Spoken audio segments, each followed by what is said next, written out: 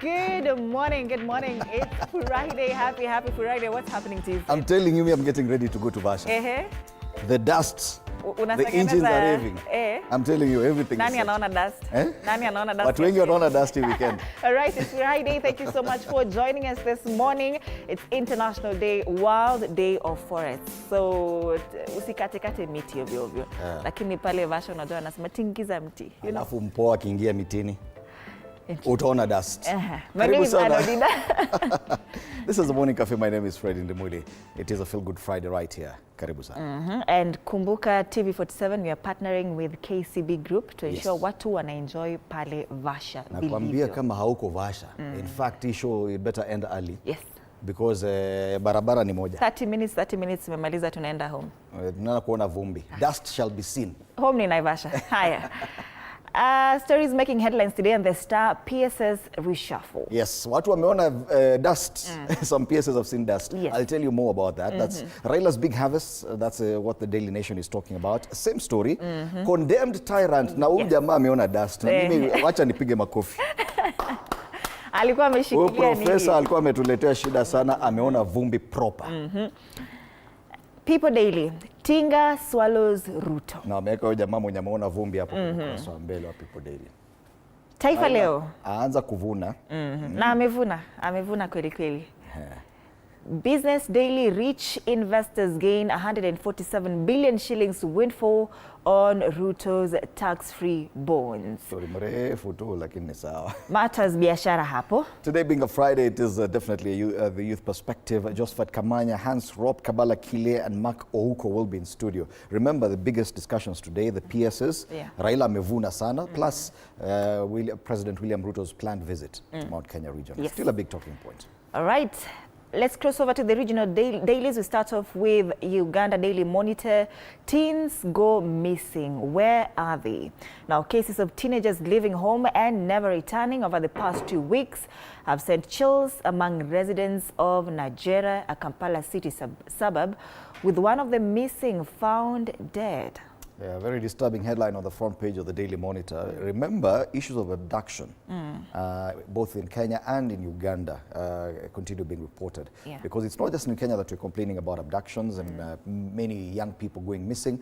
In Uganda as well, especially in Kampala, it is happening. So here are teenagers. Yes. Interesting. Wanasema the newspaper established that at least 4 teenagers have gone missing, and that is over the past few weeks, but only one has been found alive.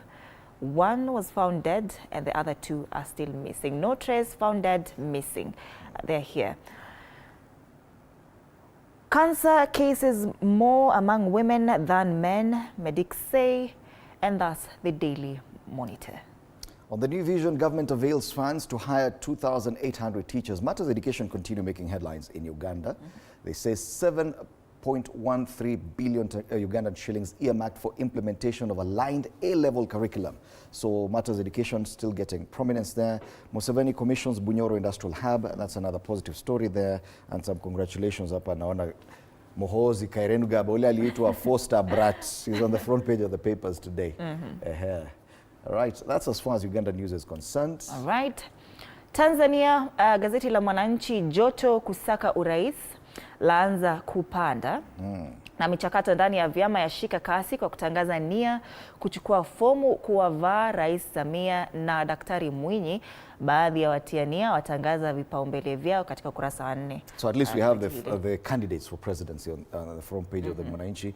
Kama huko unajua nani anawania urais? Ndio hawa. Samia Suluhu Hassan, Tundu Lissu yuko pale na wengine wawili. Hatuwajui majina lakini nafikiri mmoja anaitwa Heche. Sema Lissu na Heche kuinadi no reforms no election. Lakini they're coming with this campaign a bit too late. Elections are in October.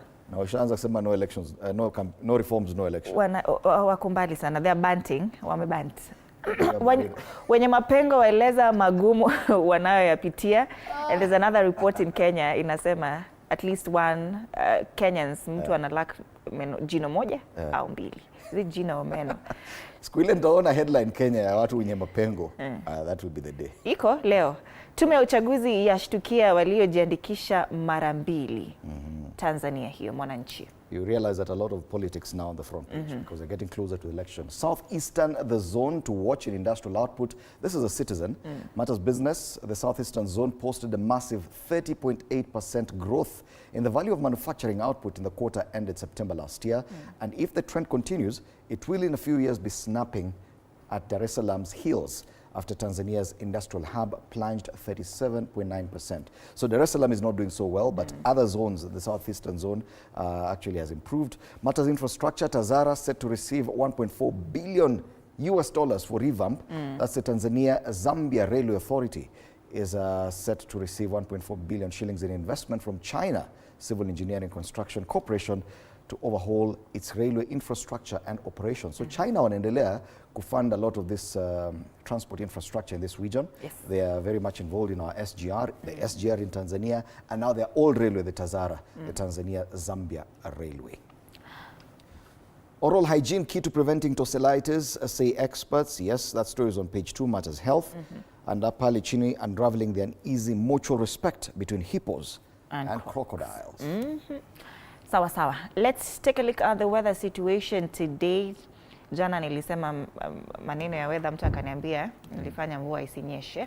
Wapi huko? If we start with the zoom.earth map, there are two systems that affect Kenya, a cloud cover. One is this area of Wajir. You can actually see some cloud cover remaining here. You can see this white patch. The other one is right above the Lake Victoria. So those two areas, that's where we expect a lot of probably serious weather today. So we start off with Homa Bay, which is very close to Lake Victoria actually there. But in Homa Bay, we see very little precipitation expected, 7.9 millimeters of rain. So yes, but pale wanasema it's going to be sunny, 28 highs of 28 degrees, mostly cloudy today. It may not rain, but 6 millimeters si mbaya. Yeah, showers kidogo. Showers definitely. Malindi? Malindi is nowhere clear that, but there's a bit of rain expected in Malindi. 32 degrees Celsius is the highest in Malindi today. Precipitation 1.5 millimeters, way lower than Homa Bay. All right. In Wajir, it's 26 degrees, feels like 27. Light rain expected today, lakini as at now, it's already raining, a little bit of showers here.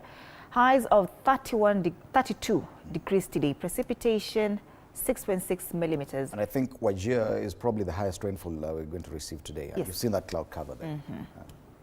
In Nairobi, 17 degrees, feels like it, mostly cloudy. Highs of 26 degrees expected today, a little bit of sunshine, a little bit of cloud cover, na showers kidogo, precipitation 2.0 millimeters. Jana kulinyesha around midday. Yes. Mvua ingine serious, but for like 20 minutes and it disappeared. Upepo ingekupata nje hapo. Yes, kuna Malindi hapa. Okay. There's one more. If at all you don't like the weather in Nairobi, you can go for holiday in Malindi. Yeah. Inategemea mfuko wako umefika wapi, what time of the month it is. Highs of 32 degrees Celsius, but high humidity, 1.5 millimeters precipitation. So yes, a bit of cloud cover in Malindi this morning. Friday. All right. Tuangalie traffic in Nairobi. Yes, it is a feel-good Friday even for traffic. Hakuna shida nyingi sana leo naangalia. Hata pale Pangani ni kama watu wajaamka. You can see it's green, meaning guys from Thika Road and Kiambu Road are having it very easy, just getting into town. So yes, even Jogoo Road looking good. Pale Makadara tu kidogo matatu kama mbili na Super Metro zilinyang'anywa license. So sijui kama ziko barabarani. Nimeona a few actually. Askari leo atakuwa na field day. Ukileka Super Metro yako kwa barabara utaitana. Yeah. Further Estate Pipeline pale kama kawaida kuna matatu, lakini there's nothing really in as far as traffic is concerned. Sijui kama ni mapema sana. It's about 8 minutes past 6. Washaenda Naivasha anyway. Watu wako Naivasha? Aha. Probably tuangalie hiyo barabara kuna Naivasha kama kuna shida. Naona hapa tunaenda hivi pole pole, tunaenda ABC Place, Loresho, Kangemi, Udhiru, pale Gitaru, probably tunapita pale Tilisi, tunaingia Kiambu pale kwa kina Master. Unajua yule Master anakuanga. Maimahi is looking good so far, nothing to worry about. Guys going to Naivasha, even the A104, which is the main highway to Naivasha, not much of a problem. But you can see hapa Maimahiu escarpment is getting busy. Trucks zimelala kwa barabara, but I'm sure guys going to Naivasha because leo afternoon after work is when people will actually be descending on Naivasha. So this will change. If you can get to Naivasha earlier, the better for you. Yes. The WRC 2025 is happening in Naivasha. TV47 and Cape Media, we're partnering with KCB, we're the main media partners, to bring you all the latest from the Safari Rally. So yes, tutakwambia mengi zaidi. Meanwhile, yes, thousands of rally enthusiasts have reason to enjoy as a third leg of the World Rally Championship. The Safari Rally revved off yesterday in Nairobi. Now the action is actually centered in Naivasha. Tayari kuna jamaa ako mbele anaitwa Ot Tanak. Anaendesha gari ya, how do you say this? Is it a Hyundai or a Hyundai? Potato. A Hyundai. Yes. Hyundai Speedmaster Ot Tanak clocked 9 hours, 52 minutes, 3 seconds to take a 2.4-second lead on day one of the 2025 World Rally Safari Rally in Naivasha yesterday. So what will be happening today? People will be seeing dust. And this year, KCB are proud to support 4 local rally drivers who are representing Kenya on the WRC stage. Let's take a look at the quarter video.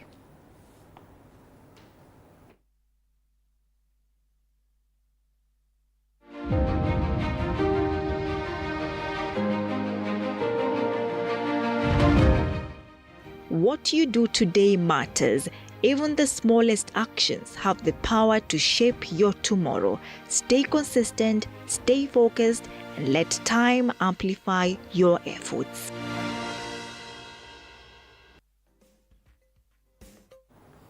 All right, let's take a look at the local days.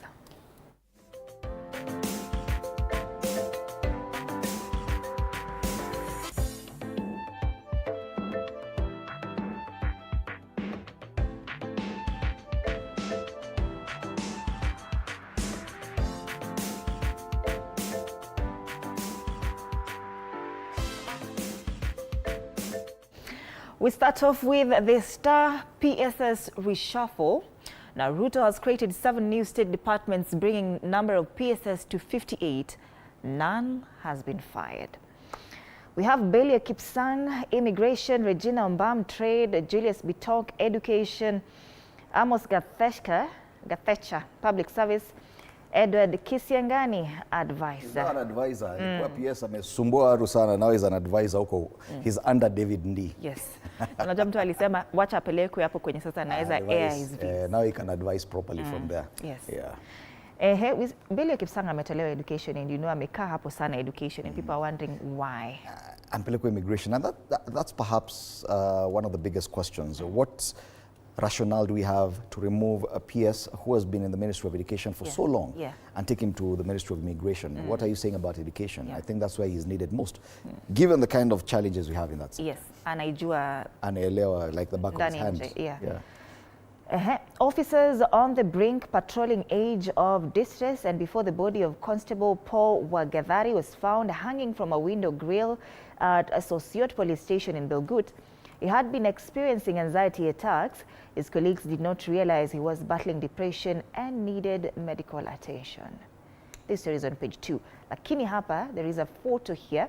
What is happening in Naivasha. Vroom, vroom, vroom of Safari Rally cars go. And they say Great and Speed President William Ruto flags off car number 28, driven by Carl Tundo and navigated by Team Jesop at KICC Nairobi during the start of the 2025 WRC Safari Rally on Thursday, that is yesterday.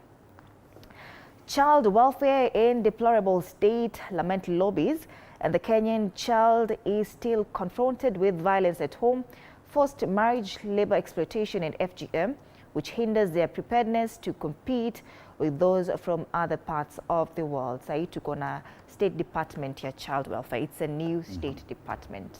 With a PS? Yes. Okay. Yeah, PS. That's the Star, fresh, independent, different. It's Friday. Siasa pullout. We have it here.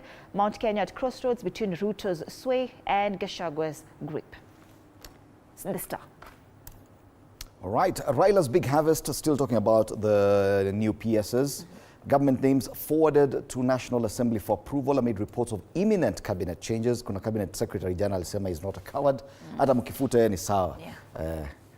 Anyway, it's a shuffle. Former Prime Minister Raila Odinga's handshake with President William Ruto is paying dividends, with the latest changes landing the ODM chief 14 principal secretary posts as the duo's broad-based government continues to take shape. President William Ruto has been forced to add 7. And at least Raila apate 14 because initially wangeumia sana. Because Raila demanded for 15 according to sources. Na ni kama mpatiwa bado kuna moja hajapewa. Amesema is a fair man. But the reshuffle will come at a huge cost to already overburdened Kenyan taxpayers, given that no single official has been sacked to pave the way for the new entrance. The story is on the back page of the Daily Nation. That's really story on pages 4 and 5. But some of the fresh appointees include Judy Pareno, who's now Justice, Rights and Constitutional Affairs, PS, nominee. Caroline Karogo, Oluga Ouma. This perhaps, I think this one is really commendable. He was a unionist, the KMPDU. Now he finds himself as PS. I don't know how he'll change now, from a unionist to a PS. There's not much that he can do. Kama the CS is a doctor herself. Well, Wilson Sosion was among those hopeful to get PS position. I don't see him on the list. I don't know what will happen. Well, Regina Kothom-Bam, Stephen Isaboke and Fikirini Kahindi Jacobs. Those are just some of the fresh appointees. he's a 27-year-old. 27-year-old PS. Some of those people have been moved. Julius Bitok from immigration to basic education. I don't know. When Dr. Belio Kipsang has been moved from basic education to immigration, they've just done a direct swap between Belio Kipsang and Julius Bitok. And perhaps that is one of the most shocking moves. Elijah Mwangi, mining to sports. Ismail Madei, youth affairs to special programs. Teresia Mbalika, devolution to aviation. And Harry Kimtai, medical services to mining. This too is also very worrying. Sababu, he knows that ministry like the back of his hand. Medical services. Yes, SHA is under his department. But SHA has had a lot of problems, probably why the PS has been moved. Now will Dr. Oluga... Dr. Oluga Ouma, sasa hakuna kupiga kelele ati sasa sumeingia hapo your PS, do something. Yo SHA ulikuwa fanya mambo. Wacha maneno wewe. Lakini kuna jamaa hapa na wamesema he's been demoted. Sisi hatuna huruma na yeye, anaitwa Professor Edward Kisiangani. Ametolewa kuwa PS wa ICT. Ameenda kuwa advisor. Reporting to David Ndii. And nafikiri kuna gazeti inasema good riddance. Na hapo hatuna huruma. Huko hako na freedom. Hatuna huruma hapo. Daily Nation. The Standard. The Standard haipembelezi. Ndio nasema hatuna huruma leo. Condemned tyrant is a big headline there. We have it here, gone with the wind. Now the court has reprimanded former ICT Principal Secretary Edward Kisiangani for arrogating powers to himself that he never possessed and using them to suppress the media.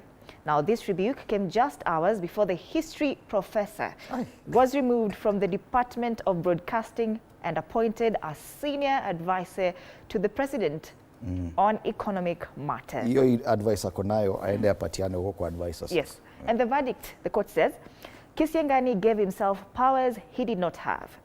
He had no authority to direct independent authorities and accounting officers on the procurement of services.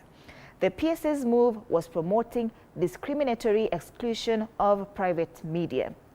Kisiangani's memo was an affront and a threat to media independence and pluralism in the country.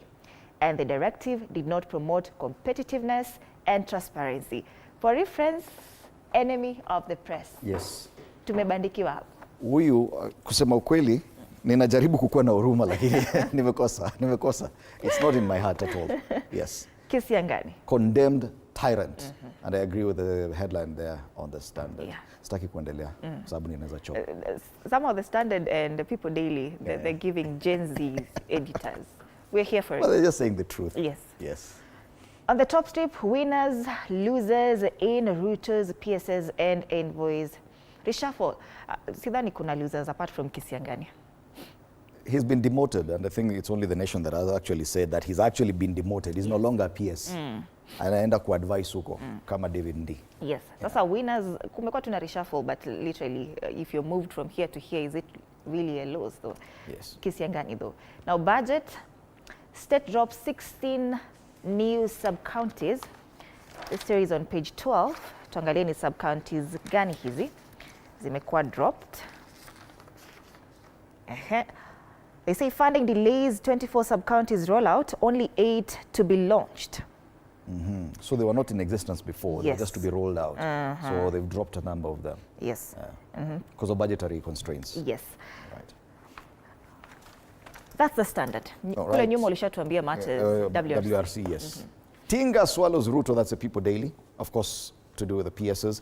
And this gentleman finds himself on the front page. Amepewa sura kubwa sana kwa gazeti. I think this is the last time he'll find himself on the front pages. Yes. But anaitwa sema PS Edward Kisiangani hubris.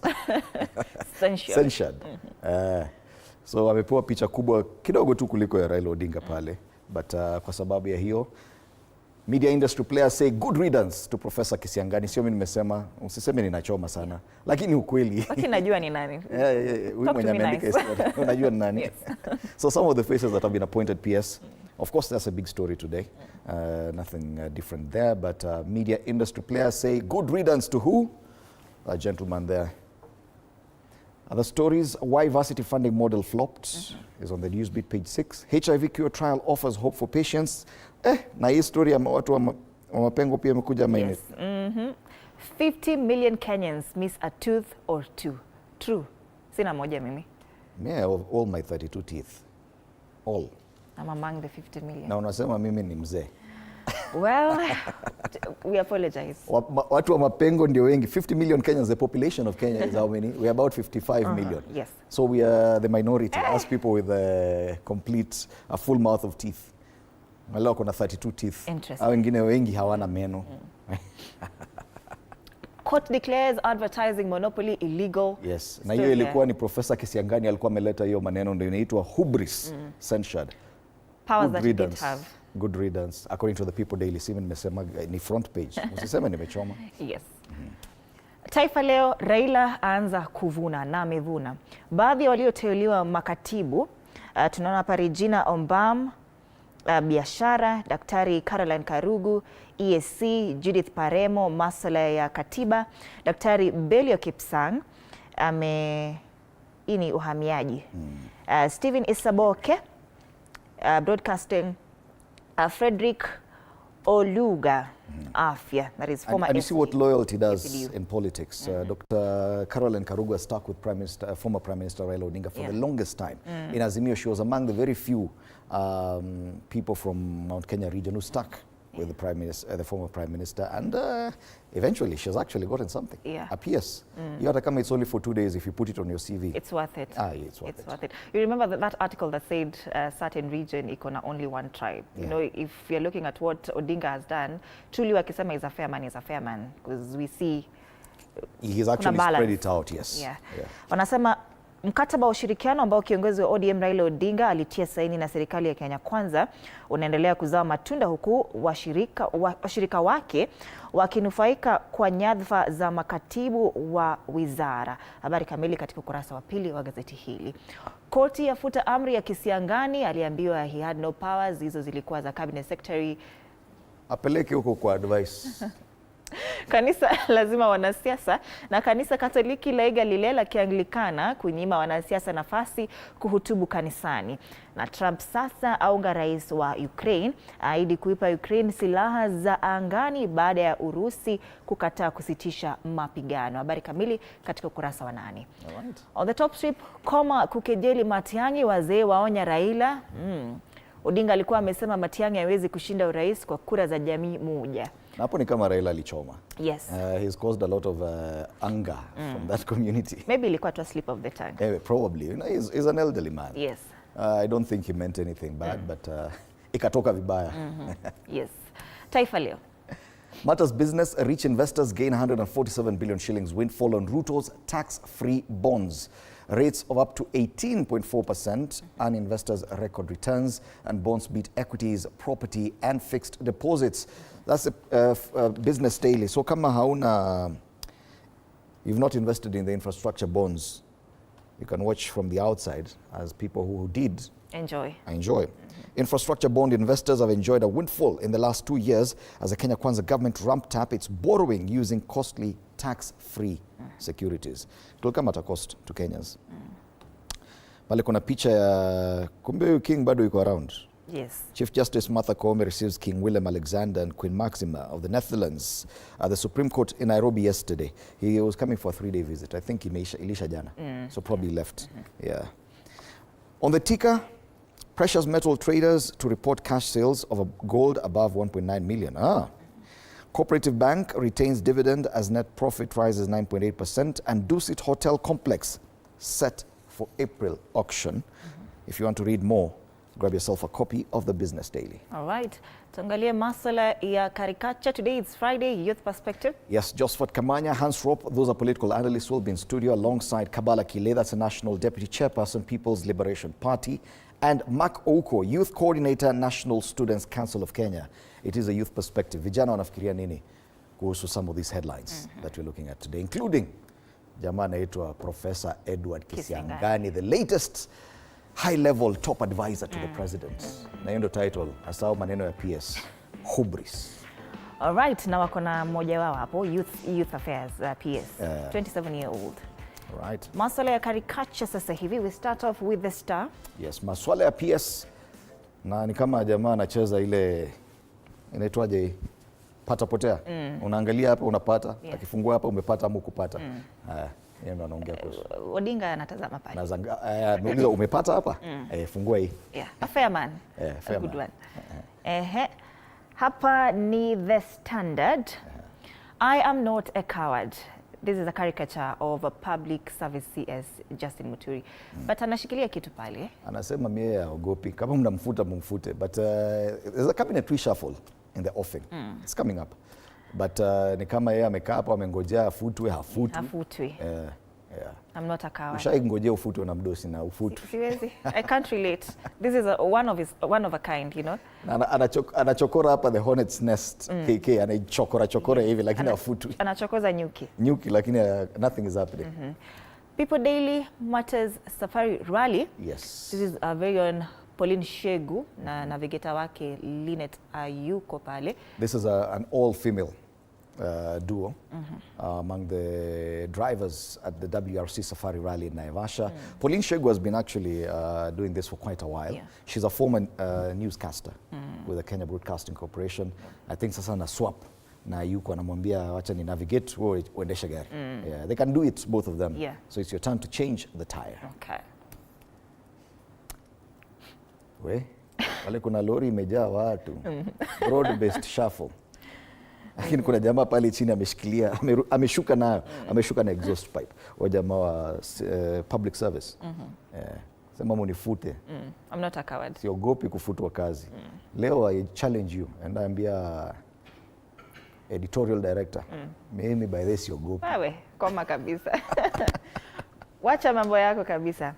Haya.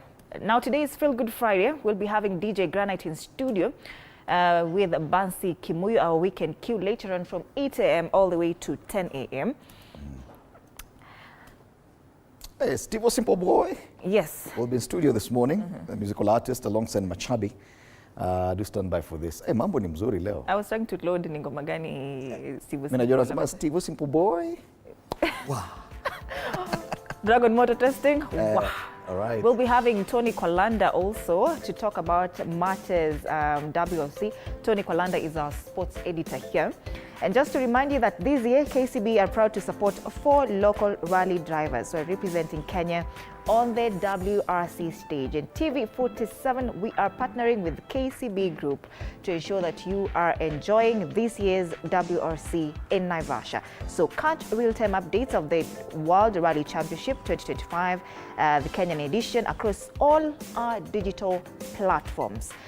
That is in partnership, of course, with KCB Group. For all KCB customers, experience the WRC 2025 for free at the KCB Den on 22nd March. That's tomorrow. Yes. At Sleeping Warrior, and on 23rd at the Hell's Gate. Entry is free for all KCB customers. Twende Naivasha. But terms and conditions apply. Apply, definitely. Twende Naivasha. The people who will see dust from the Safari Rally cars, and there are some who will see dust in a different manner, but dust will definitely be seen this weekend. Yeah. Yes. Lakini ameenda kazi. Ajaenda Vasha. Agenda Vasha. Ameenda kuona shosho. All right. Meanwhile, I can see like we have a minute. Yes. So we can go back and take a look at traffic situation. Tuone kama imechange hapa Nairobi as people prepare to go to Naivasha. It's around 1:30 hour. Tuone kama Nairobi kuna mambo inageuka. Yes, you can see at least pale Pangani interchange. It's building up nicely. A long stretch of red pale Pangani. So guys coming from, tulikuwa tumwambia kulikuwa green asubuhi, mkachelewa ukakosa kutoka nyumbani. Now it's building up slowly. So guys coming from Kiambu Road or Thika Road, ile pale ni kawaida mtaipata tu pale. Further up on Thika Road, there is immediately after Githurai, just before you get to Kasarani, there's a long stretch of red, meaning that if you're using that road, do expect that you'll spend some time there. Guys coming from Githurai and areas like Ruiru. On the eastern side of the city, Kangundo Road is building up nicely on both sides of the road. Hey, angalia tu hapa Jogoo Road sasa. A long stretch of red from Makadara all the way to that roundabout ile ya kuingia St. Stephen's Jogoo Road. A long stretch of red. So you will definitely spend some time there. Another hold up here at Southfield Mall if you're using the Eastern Bypass just before you get to Mombasa Road there. Finally, once you get into town, it's not so bad. Areas around Marikiti, Haile Selassie Avenue on both sides of the road building up nicely. But of course, it's 1:30, so that is to be expected. The western side of town is looking good. Langata Road, the Southern Bypass, Ngong Road, and even Wayaki Way into town is not so bad. So as far as traffic is concerned, the eastern part of the city, ndio kuna shida. Na pale Pangani interchange, it's stretching as far back as Mathare Mental Hospital hapo. So hapo utakaka. all right. Meanwhile, interact with us on our socials, TV47 Kenya on Facebook and YouTube, on X at TV47 News KE. My handle is at @Ann_Dida. Stay tuned, tunawapasha kuhusu everything WRC. Your handle, Fred? My handle is at Fred Indimuli. Twende Vasha.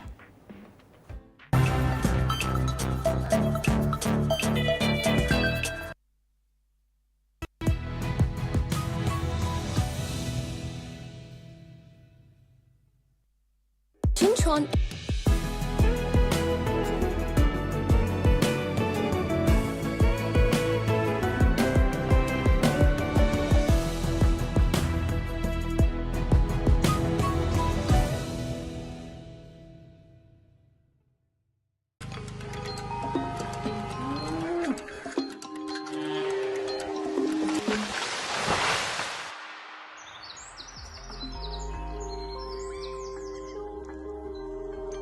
Our world is changing every day, and so should we, for the better. Each week, we tackle the big why, the question that should be on everyone's minds. Why isn't this fixed yet? Deforestation, global warming, and the adverse effects of climate change. The future isn't just something that we inherit, it's something that we create. Join us on The Green Fix as we tell the stories of those who refuse to give up.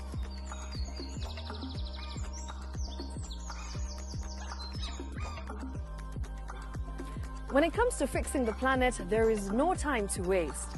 Join me, Shiksha Aurora, on Thursdays at 9 p.m. on The Green Fix as we look into the big why, you and I.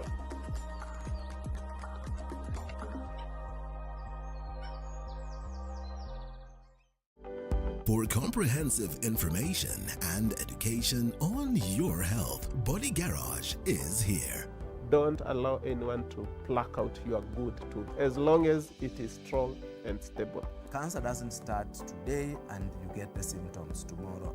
By the time you pick it or the time it is manifesting in you, probably will be there about 5 to 10 years. The eye is the window to the rest of the body. Don't forget to stay hydrated. And of course, you at home, do take your water.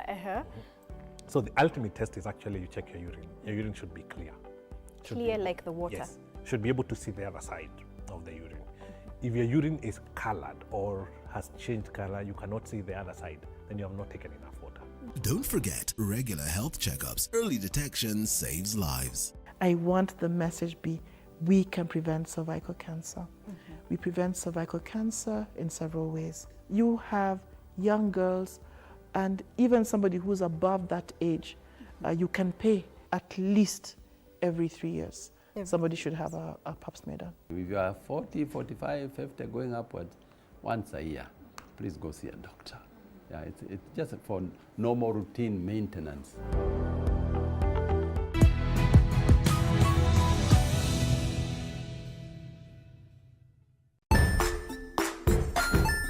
Hey there, friends. Welcome to Kids on the Block, where fun and imagination come alive.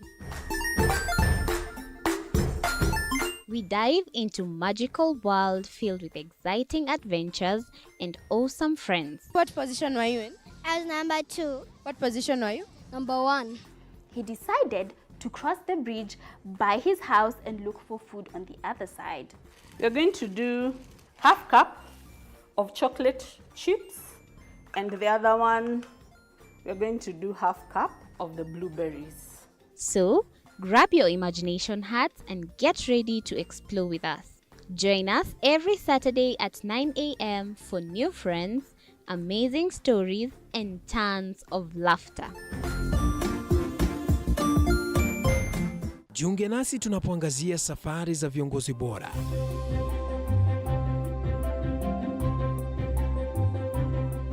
Kutoka kwa ushindi mkubwa hadi masomo magumu. Wakati wetu kwamba wasichana si wa kusoma, ni wa kuolewa, ng'ombe ipatikane, wazazi wakuwe watajiri. Tunashughulikia yote.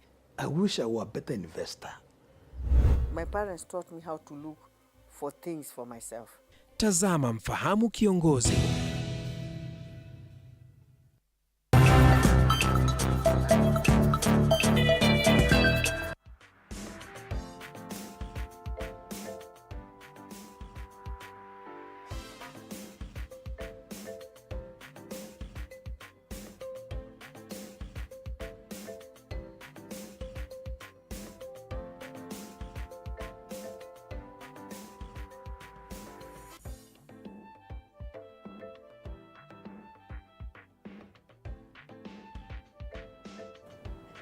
All right, welcome back and good morning once again. It is a Feel Good Friday right here on Morning Cafe.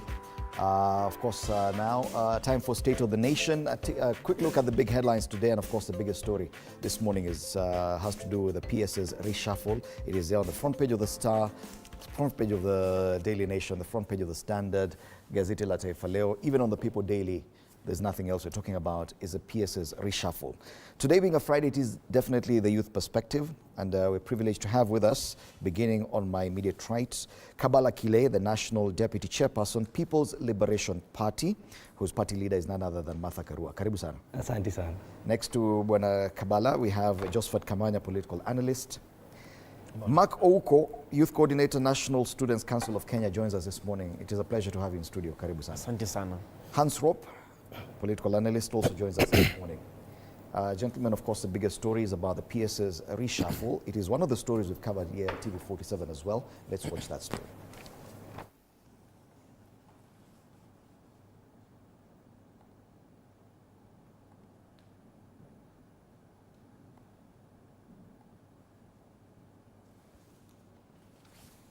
All right.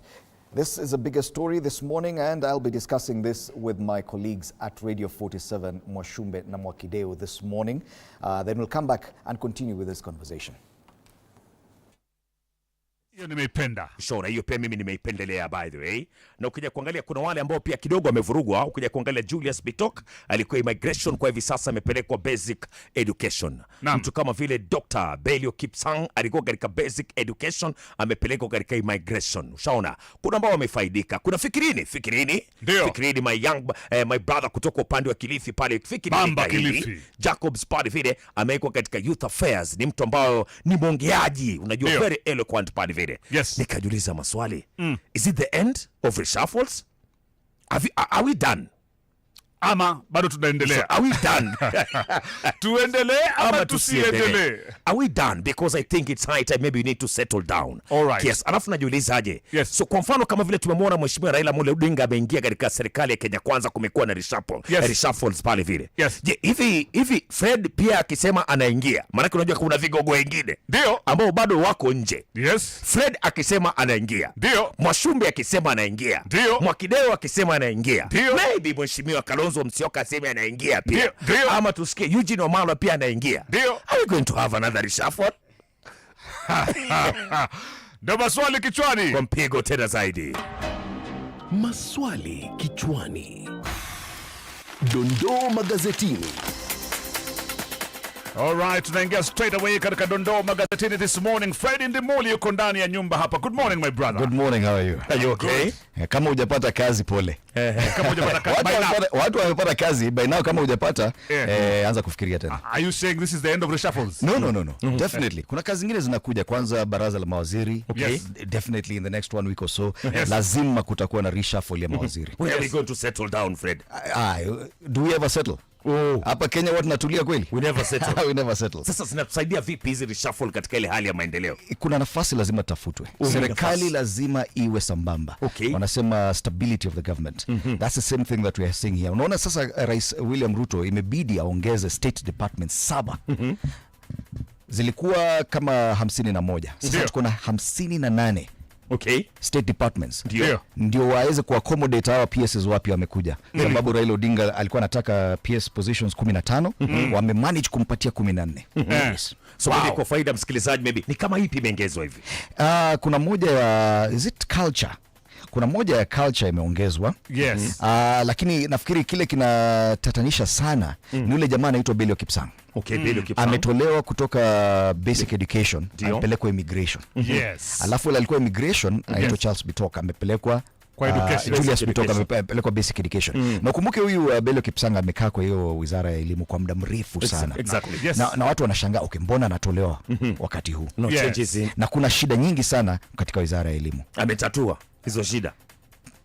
Maybe ndio sababu ametolewa akapelekwa kule immigration. Manake pia ana historia ya CBC kama unavyosema, amekaa katika CBC kwa muda sana, kwa muda. Nafikiri alikuwa wakati hata wa serikali iliyopita pale katika education, katika serikali ya Uhuru Kenyatta alikuwa sana pale. Na Ruto akamshikilia pale, manake kuna mambo mengine mazuri ambayo Belio Kipsang alifanya katika education. You know, katika change na movement. Mimi alipotolewa pia katika education kidogo nikajiuliza maswali mengi. Mbona amemtoa Belio Kipsang? I have no problem with that, kwani is Belio Kipsang the only person that knows education. Kama kazi haiko inafanyika vile inafaa, haifanyiki kwingine. Kwenye mambo ilikuwa inaenda mrama ni katika health ministry. Ule PS alikuwa hapo medical services pia ametolewa. Wameka nani?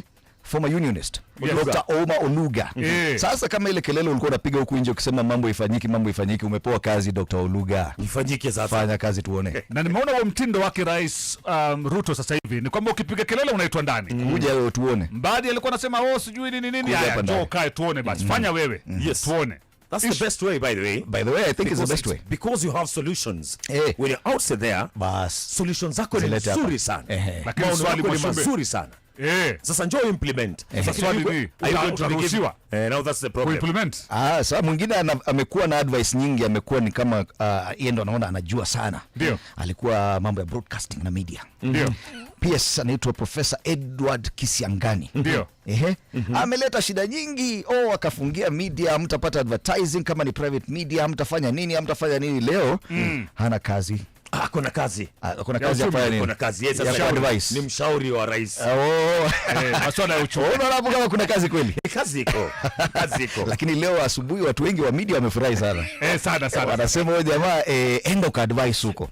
Ile advice ulikuwa unaleta huko ni kama haifai. Naona pia kanisa Katoliki kwenye gazeti la Taifa leo kanisa Katoliki pia wamekataa mambo ya kwenda katika madhabahu, kwenda wanasiasa kwenda kwa madhabahu kupiga siasa. Wamejiunga na ACK. So Catholic Church and ACK from today henceforth hakuna kwenda kwa madhabahu kupiga siasa. Nakubaliana nao sana. Wangeweza kuongeza hii include makanisa haya mengine. Wanaitwaje? Evangelical churches, Pentecostal churches. Wakiweza kukubali pia waseme wanasiasa wote hawakubaliwi pale juu kwenye madhabahu katika ibada ya Jumapili. Wewe kaa huko nje ukitaka kuzungumza, ukija kanisani kuja omba kawaida. Ukitaka kuwazungumzia watu toka nje ukazungumzia. Na ukitoa mchango wako pia tuutangaze. Na usituambie. Tunaweka tu kwa kikapu, tunasema mheshimiwa ametoa mchango wake. Kama sadaka yangu nikitoa shilingi 20 ama nururu, hiyo ni mimi nimetoa. Ukija na milioni zako 10 ama 20 usituambie pia. Katika gazeti la Daily Nation pia nikicheki pale vile headline inasema kwamba Raila's big harvest, story ambayo tumezungumzia pale vile. Na gazeti pia la The Star pia this beautiful morning linasema kwamba PSs Reshuffle pia ni kuhusiana pia na story ambayo hiyo ndo habari kuu kabisa kwa magazeti zote, magazeti yote leo, hata Taifa Leo, hata People Daily, ni masuala tu ya PS Reshuffle. Lakini nawaambia next week CSs ndani. Okay. Kuna ule public service Justin Muturi anasema bana, simunifute kazi. Mimi siogopi, sunifute kazi. Hafutwi bado. Anachokora nyuki tu kila siku, lakini hafutwi. Unaona atapelekwa nyumbani au ataenda nyumbani, lakini tungoje, you never know. Juzi tumemwona katika mkutano wake, ilikuwa ni juzi, alikuwa katika mkutano na wale ambao ni maafisa wa serikali, hawakwenda katika mkutano wake. Waziri kabisa Justin Muturi, wale administration wote hawakwenda katika mkutano wake. Yeye mwenyewe hatakikani, hata mikutano ya baraza la mawaziri hafiki. You're an unwelcome cabinet member. Namuona pia Nakumincha pia is making his way back. She's making her way back. Unajua amekuwa akienda mikutano mingi kule kwao Kitale. Anasema huku nje kuna baridi bana. Huku nje kwani nilifanya nini? Mtafutiwe kazi, amepewa kazi. Umepatiwa kazi pale. Representative wa Kenya katika UN Habitat. Permanent. Yani kazi nzuri bana. Ile nayo ni kazi ile inamfaa. Ako hapa Gigiri. Kidogo I'm Geneva. Kidogo I'm US. Kidogo I'm in UK. Alafu unajua haina kelele nyingi ile kazi. Haina. Wananchi watakuwa hamfuatifuati.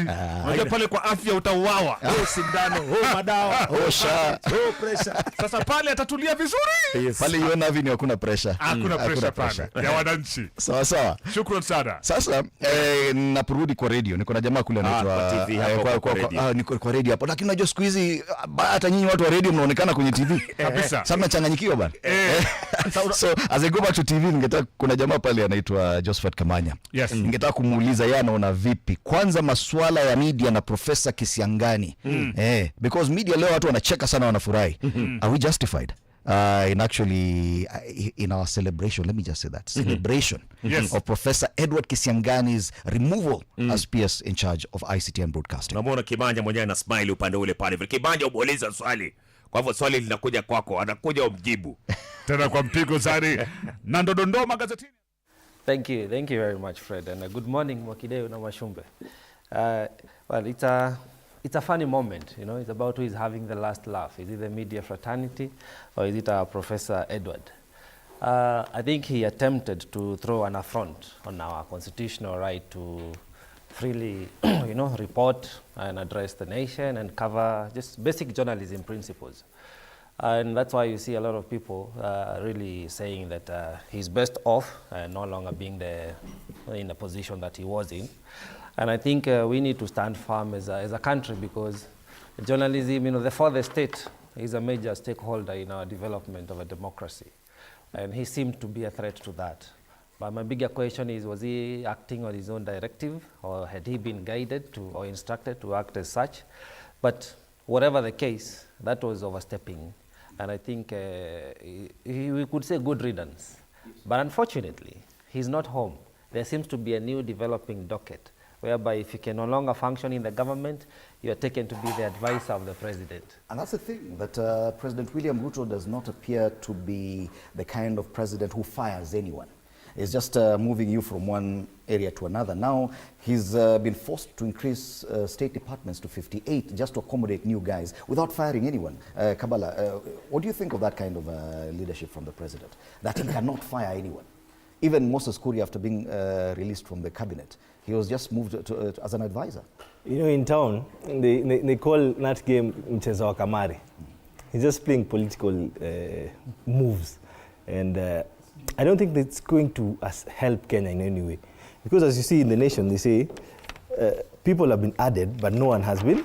So that means the government is becoming bigger and bigger. Look at the first one, what's happening in America. Under Dodge and under Trump, sorry. They're trying to have a lean government. And we always talk about what Kenya is doing. We emulate and try to emulate what the Americans are doing. But when it comes to governance, what do you see? To me, this reminds me of the book, It's Our Turn to Eat, by Michel Arong. It was about the anti-corruption Tsar, Gidongo. Now it's time for Ruto to share the cake. All right. And it's time for Raila to have his peace. Mark, karibu sana TV47. We're seeing even new faces, not new faces, people like Susan Nahumicha making a comeback without anyone being fired. Last year we heard the president talking about the wage bill.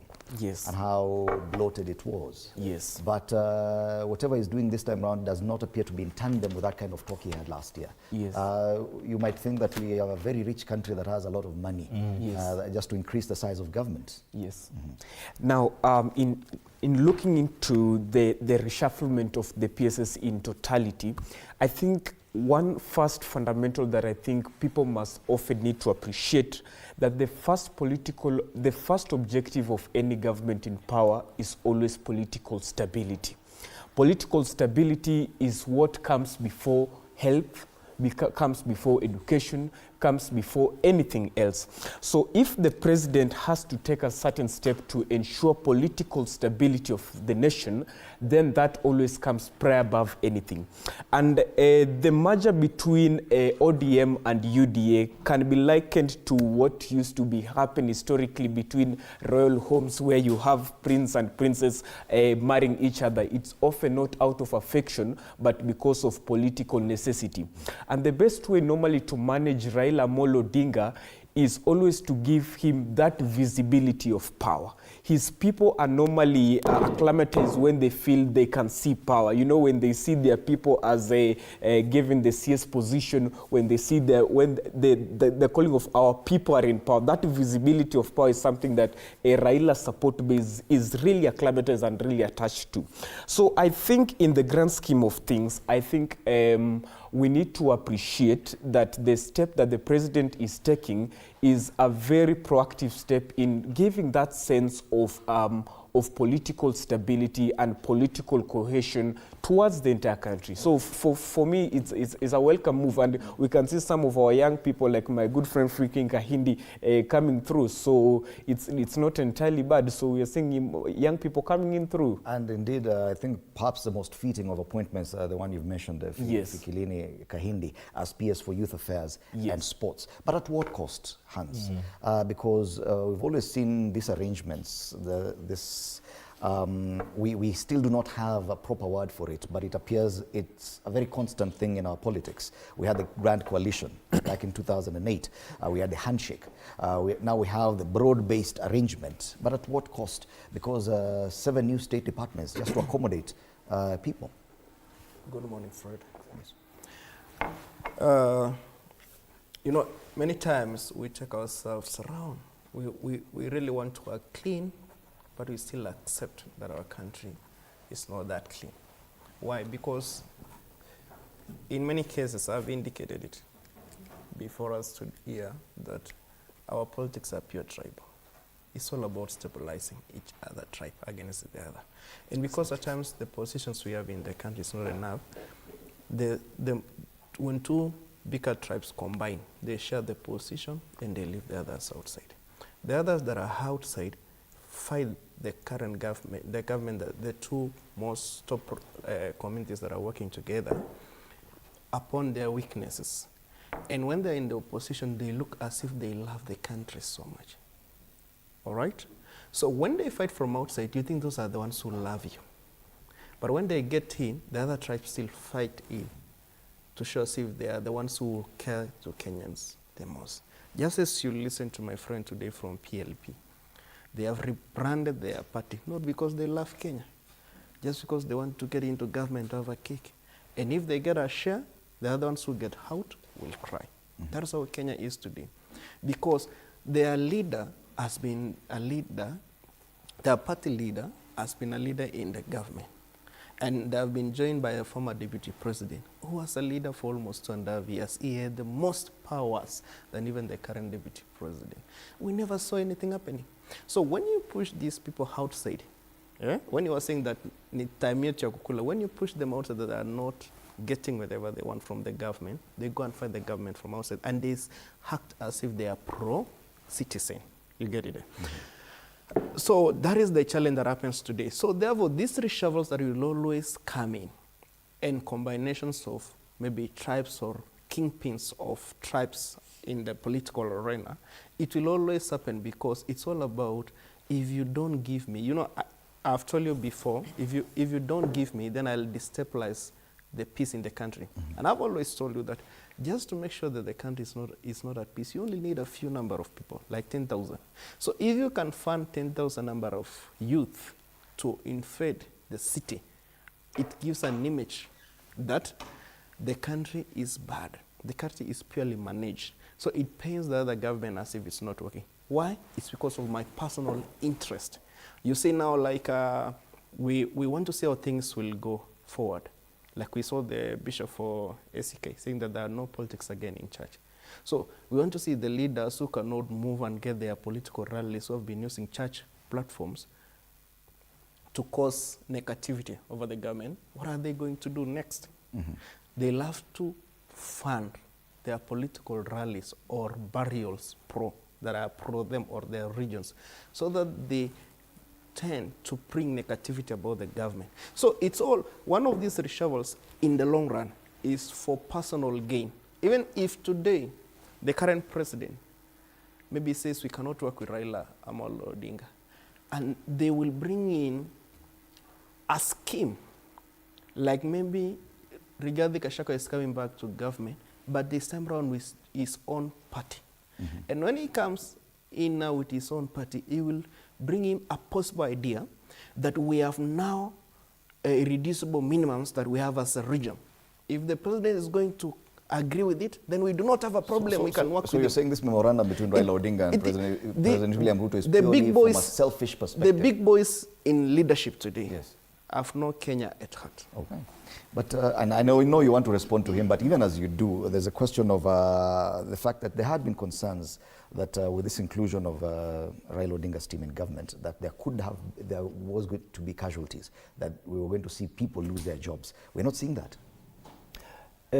What we're seeing, and I agree with him when he says this is a selfish game, we are seeing that this was never about the people. Because if it was about the people, what we've been seeing today here, compensation to the families that were affected during the peaceful protest, reprieve to the family of Rex, Masai, Baby Pendo. But what are we seeing here? This is a feeding program where chakula ni wale wakubwa. And I usually call it this alliance, this Rutila alliance, the Ruto Raila mongrel of alliance, is a doomsday alliance. And let me tell you why. Because what is in the MOU, the 10-point agenda? If you look at since 2002, we've had more than 25 reports, national reports and commission reports. And two people have been instrumental in most of these reports. That is Ruto and Raila. And when you look at all these reports, they've been having recurring themes.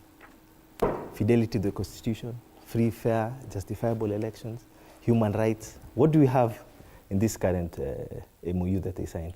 Exactly all the same. If they have not been able to implement successfully previous themes, previous resolutions, what makes you think that this will come to pass? Second, all that is in the 10-point agenda is constituted in a constitution. Does it mean that it's only when the President Ruto substitutes his presidential will and brains to Raila is when all this will happen? If he truly is for the people, President Ruto is for the people, then he doesn't need time. Kibaki was sworn in 30th of December, 2002. When kids were opening school on 7th January 2003, basic school education was there, 1 week. I also talk about Israel. When Shimon Peres came to power in the 80s as prime minister, the interest rate in Israel was upwards of 1,000%. It took him only 5 months to bring it down to one single digit. So if Ruto was to change the life of Kenyans, we will not be speaking about the cost of living each and every day. It's also in the Constitution, in this MOU. So I don't think this is about Kenyans. This is not about us. This is about the big boys regrouping against us, the oppressors regrouping against the oppressed. Okay. Well, the biggest discussion today, of course, has to be with the PSs Reshuffle. They call it Raila's Big Harvest on the front page of the Daily Nation. And the question is, at what cost are we, as Kenyans, paying for this? Let's take a short break. When we come back, we'll continue with that discussion on Morning Cafe.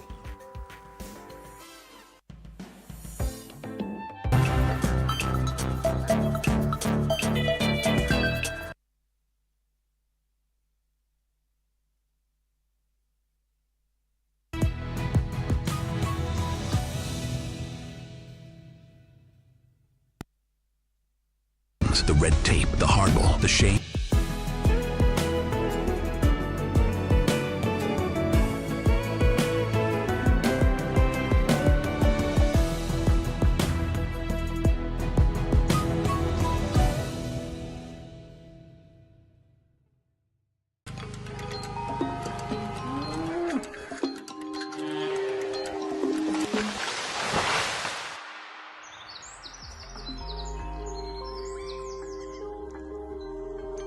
Our world is changing every day, and so should we, for the better. Each week, we tackle the big why, the question that should be on everyone's mind. Why isn't this fixed yet?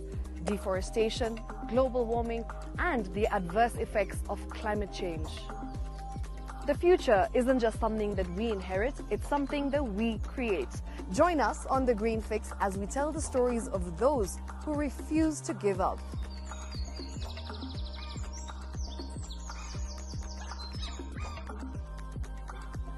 When it comes to fixing the planet, there is no time to waste.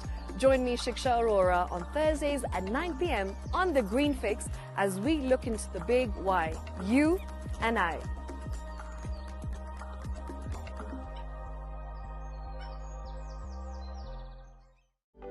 For comprehensive information and education on your health, Body Garage is here. Don't allow anyone to pluck out your good tooth, as long as it is strong and stable. Cancer doesn't start today and you get the symptoms tomorrow.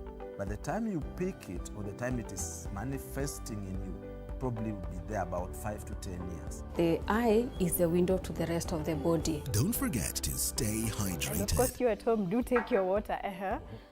So the ultimate test is actually you check your urine. Your urine should be clear. Clear like the water. Yes. Should be able to see the other side of the urine. If your urine is colored or has changed color, you cannot see the other side, then you have not taken enough water. Don't forget regular health checkups. Early detection saves lives. I want the message be, we can prevent cervical cancer. We prevent cervical cancer in several ways. You have young girls and even somebody who's above that age, you can pay at least every 3 years. Somebody should have a pap smear done. If you are 40, 45, 50 going upwards, once a year, please go see a doctor. Yeah, it's just for normal routine maintenance.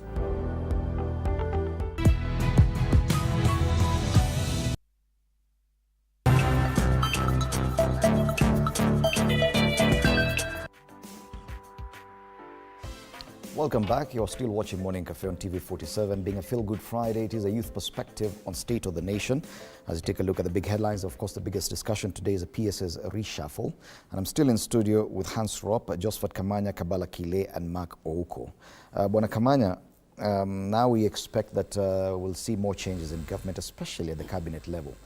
We've seen how President William Ruto has struggled to fit in Raila Odinga and the space he currently occupies in government. But Hans Rop says, yes, it's purely for selfish reasons. We do expect that that selfishness will continue, even in cabinet, in the next 1 week or so. I don't understand the definition of contextual definition of selfishness in this manner. But I think my honorable incoming member of myself.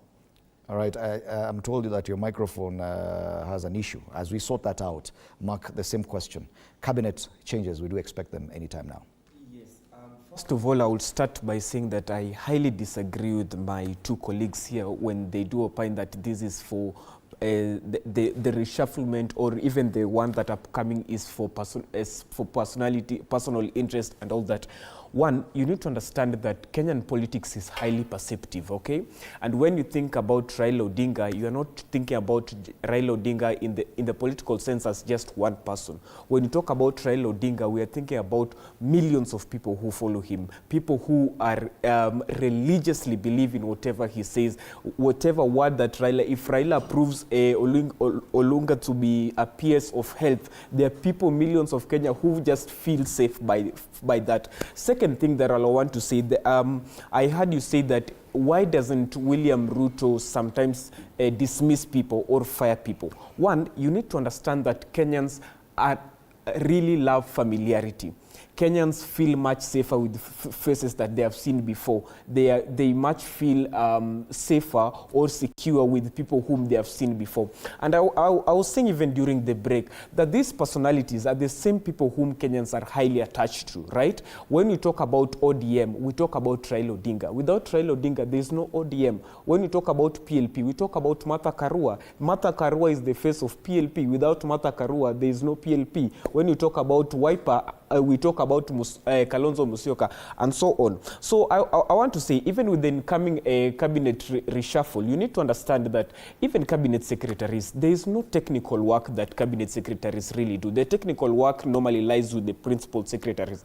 Cabinet secretaries are normally just the political face of government. They are the ones who endure the policy direction of government. So I think the first thing that the president will highly consider is how these people will be able to politically be able to mobilize his policies. They'll be able to stabilize the country for him. So for me, I think generally speaking, the country is still on the right direction. Okay. Let's look at the other side of this kind of moves that the president has made. As Mark Oko says, PSs are actually at the heart of operations in the ministries. There are two sectors that we've seen huge changes. That's medical services as well as education, where the PSs have been moved. These are key sectors where we've experienced challenges now with the Social Health Authority as far as medical services is concerned, and the education sector. Belio Kipsang has stayed in the education ministry for the longest. Now he's been moved, and a direct swap with Julius Bitok to immigration and vice versa. Now, Dr. Ouma Oluga, who has been a unionist with the KMPDU, now given the opportunity to run the health ministry, the State Department for Medical Services. Do you think that this is a direct response to the kind of challenges and complaints that Kenyans have spoken about in as far as those two sectors are concerned? Yeah, we observe two things in these changes. Just as I said before, all these changes is all about personal gains. Just the same way we have allegations, which maybe should be proven with time, that the former deputy president had his own personal interests wanting to overturn. There are stories in the street that he wanted to overturn the government for his personal interests. Maybe it's a very serious allegation, but it is. If at all you cannot substantiate, I would ask you to withdraw that statement. Yeah. So anyway, we were saying it's all about personal interest, and therefore the president working with Raila is all about on how he can build up his political game going ahead, and also trying to get expertise from the same partnership on how they can maybe improve the services of the country. So for medical services, my thinking is Oluga haven't been in the system of medical department. I want to believe that he has more knowledge about it more than any other people, because he's been there for many years, and we hope he's going to do much better other than Ari Kimutai. Ari Kimutai has gone to mining, and we also wish him there. And for PS Pitok, he's been PS in State Department for Citizenship and Immigration for the last 2.5 years, and we've seen a lot of changes. There are a few complaints that are used to be there. You could even take all 6 months without getting a passport. But today, with a record of 7 days, you can get. We are even told there are over 100,000 passports already done that are waited to be collected. People are not in a hurry about. So we hope that he's going to do a lot in the Ministry of Education. You know, history of PS Bitok, he was a teacher in the university, Moi University. He is a scholar. He has a good track record about education. And I want to believe that he's going to be more resourceful to the president when he goes to the Ministry of Education. He has a background knowledge about it. For PS, well, I think the president must have seen that this guy has overstayed. He's been a PS for over 10 years in the Ministry of Education, and we don't feel his humor there. So him going to Citizenship and Immigration maybe is going to maybe whereby the systems are already been done. Maybe it's given a less assignments to observe if we can. Duties. Yeah, lighter duties. But I want to assure Kenyans that PS Bitok has a track record, and we hope that he's going to solve the problem and mess in the CBC and many issues in the education sector. Right. But it's all about it's somehow informative to my observation, and we fortunate to see more reshuffle that are coming ahead. If it takes the same line, Kenya has a better chance going But ahead. we're seeing that ODM is being given an opportunity to probably handle or carry a bigger burden for this administration. We now have Treasury being run by a former ODM chairperson. Now, with the challenges in the health sector, now Raila Odinga given a chance to actually get a PS in there. Do you expect any changes, or is it a way for President William Ruto to say, okay, fine, I gave an opportunity to these people who are complaining, let's see what they can do? I think on the bigger spectrum of, of things, it is best for us as Kenyans to appreciate that the government has moved to the opposition. And true to the Right Honorable Odinga's word, he said it is the president who has joined him, not vice versa. And that's why you're seeing a lot of changes. It is unfortunate that you're beginning to discuss personalities and how maybe they have executed their minor duties and overlooking the policy issues. Because none of these PSs has done great. Not Bitok, not Kimtai. He's living hell going to mining, and yes, we've been having and still having issues this Shah. Now we have Olunga Oma coming in. He's been a unionist, but the doctors are still in the streets. I think the most prudential thing for him to have done would have been to decline that appointment and join his unionist compatriot and still continue to agitate for policy changes that the country needs. I want to believe that even in the CS reshuffling is going to happen in the next maybe 1 week or 2 weeks, and you're going to see the ODM fraternity yield more positions. I'm seeing JB Moturi could be going home. I think also Barasa, the health, CSU, and a few others who might be leaving. Unfortunately, it's at the detriment of service provision to Kenyans. None of these issues speak to public policy. We continue to have a bloated government, and yet remember, when the Gen Z revolution started, it was about austerity measures. The president came and committed, but we have not seen that become actionable. So as Kenyans, we have to keep reminding ourselves that we do not have a bad country. We have bad governance. Okay. And that is what we must change. It is okay, let them come together, let them extend and expand this broad-bread government as they wish to, but we must drain the swamp. Come 2027. But you must accept, Kabala, that before ODM joined the president, they were among the biggest critics, in fact, the biggest critics of this administration. The issues that have had the biggest challenges, of course, education being one of them, health perhaps has dominated the larger conversation, and matters economy, the treasury. By President William Ruto appearing to give two sectors, economic recovery and health, to ODM, that says a lot. Is it that he is saying, let me give these critics of mine an opportunity to see kama watafanya kazi? Ama do you think that probably ODM feels more confident that they can actually turn things around? Imekwama. Economy imekwama. Let me tell you, Kenya now, there's a term that economists call this kind of economy that Kenya is going through right now. It's called a zombie economy. Kenya is, and it happened in Japan during the early 90s. They called it the lost decade, and that's what Kenya is. It's as if they're not learning from the past. So even if you say that they're giving ODM or Baba's people or advisors this zombie economy, there's nothing that will come out of this partnership, as I said earlier. Because as he kept saying, it's a personality and individualistic kind of political system that you're running. So I don't see anything coming out of any of the quarters. Even having Dr. Oluga Uma, who's been a unionist, complaining about the weaknesses in government, and then you tell them, now, chukua usukani, fanya vile ulikuwa unasema. It's about the systems. I heard you earlier saying that Kisiangani was bad and the media people were happy about it. But why are you beating the messenger? He's a PS. He's working under directives. So do you think when these people are being appointed, they're coming with their own brains? Do you think they're independent? If Parliament itself is not independent, why did we take back why was the Finance Bill 24 taken back? Because parliamentarians did not even read. What were they saying? We're not even going to change even a comma. What does that mean? And you're supposed to be an independent institution. So here, this is just shadow boxing. This is just what Standard wrote the other day. These are just flower girls. They're there to implement the whims and wills of the leadership. Do you agree with that? But let me first respond to Mark, because he looks like a fairly young man, but mentally it's as if he's politically still stuck in the individual kind of politics.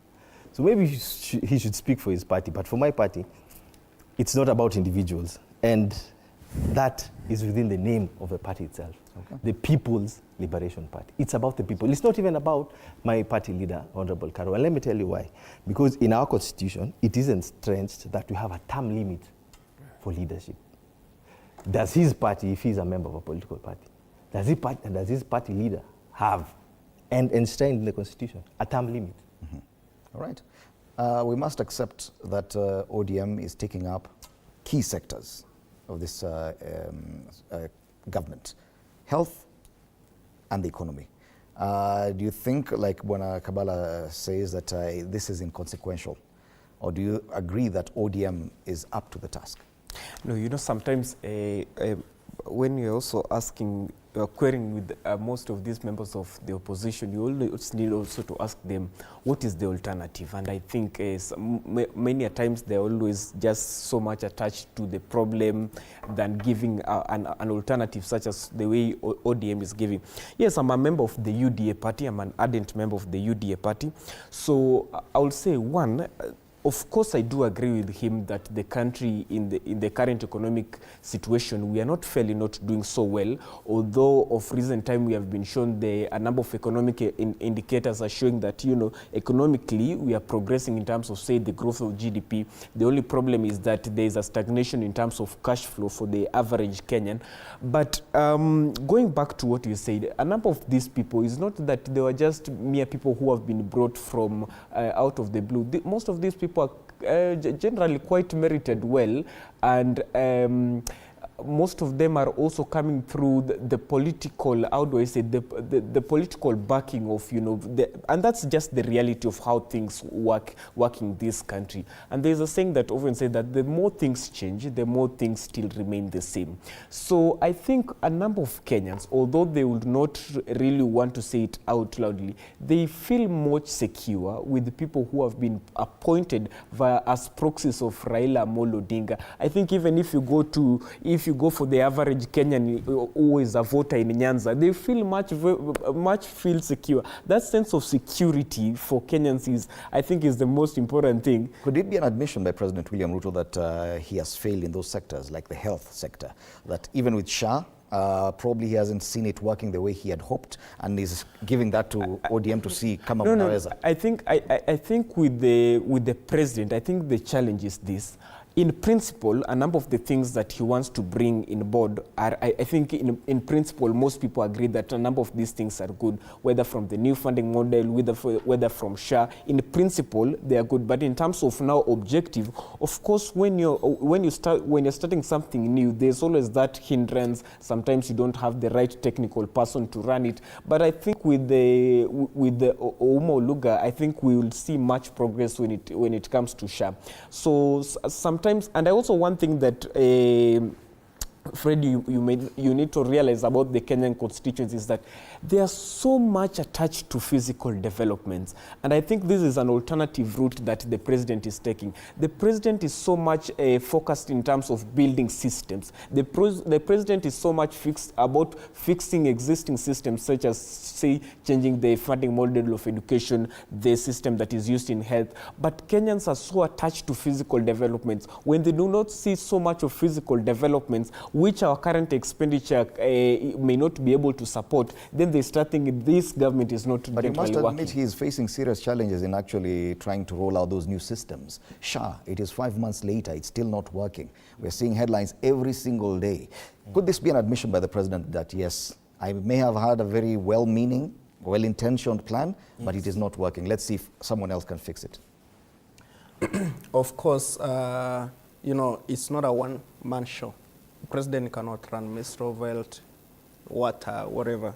He has to get a team to do so. And therefore, bringing Raila in to work with him, he must get experts from his team that if they discuss and they say, who can handle health for us? And they say, let's give a chance to this man called Where the weaknesses are more pronounced. Yeah. Economy, treasury, yeah, and you know, health. there is a I want to echo the words of my brother Yaoko, that Kenya are pro-fiscal developments other than systems. You know, like we've said before, the kind of loans that were taken to build roads in the Uhuru regime, the government cannot do it now. You will sink the economy. You will sink the country because we have to pay those debts. So what do you do going forward? Once you have the fiscal development in place, you also need to have systems that work for the government. We've traveled across the world, and you realize that most of the things that runs the country, or most developed countries, is all about systems, about securities, even in the...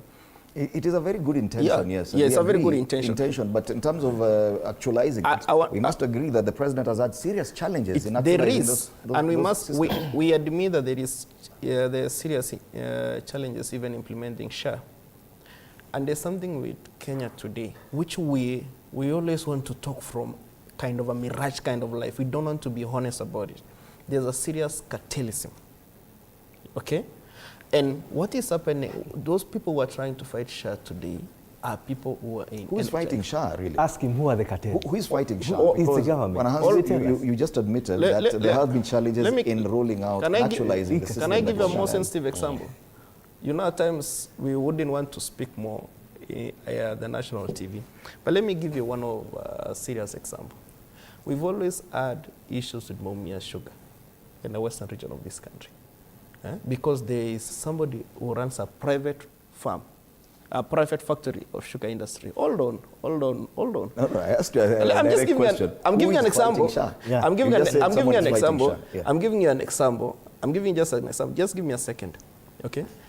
How did, and this person used to go to court, to take Mumias to court so that he doesn't implement his ways of working. How did they end up? They end up holding someone in captivity so that at least he could withdraw those cases. Those are things that are going on with NHIF today.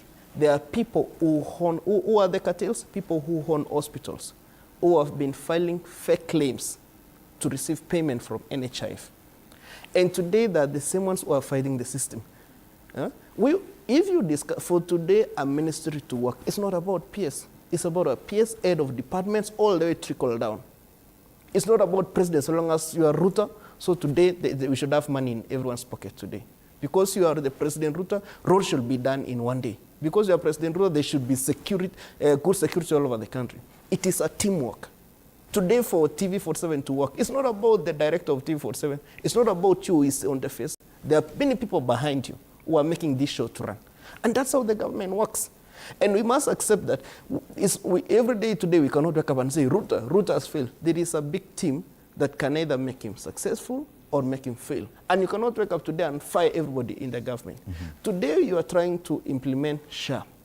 The same people who works for SHA are over 60% or 80% are the same people who worked for NHIF.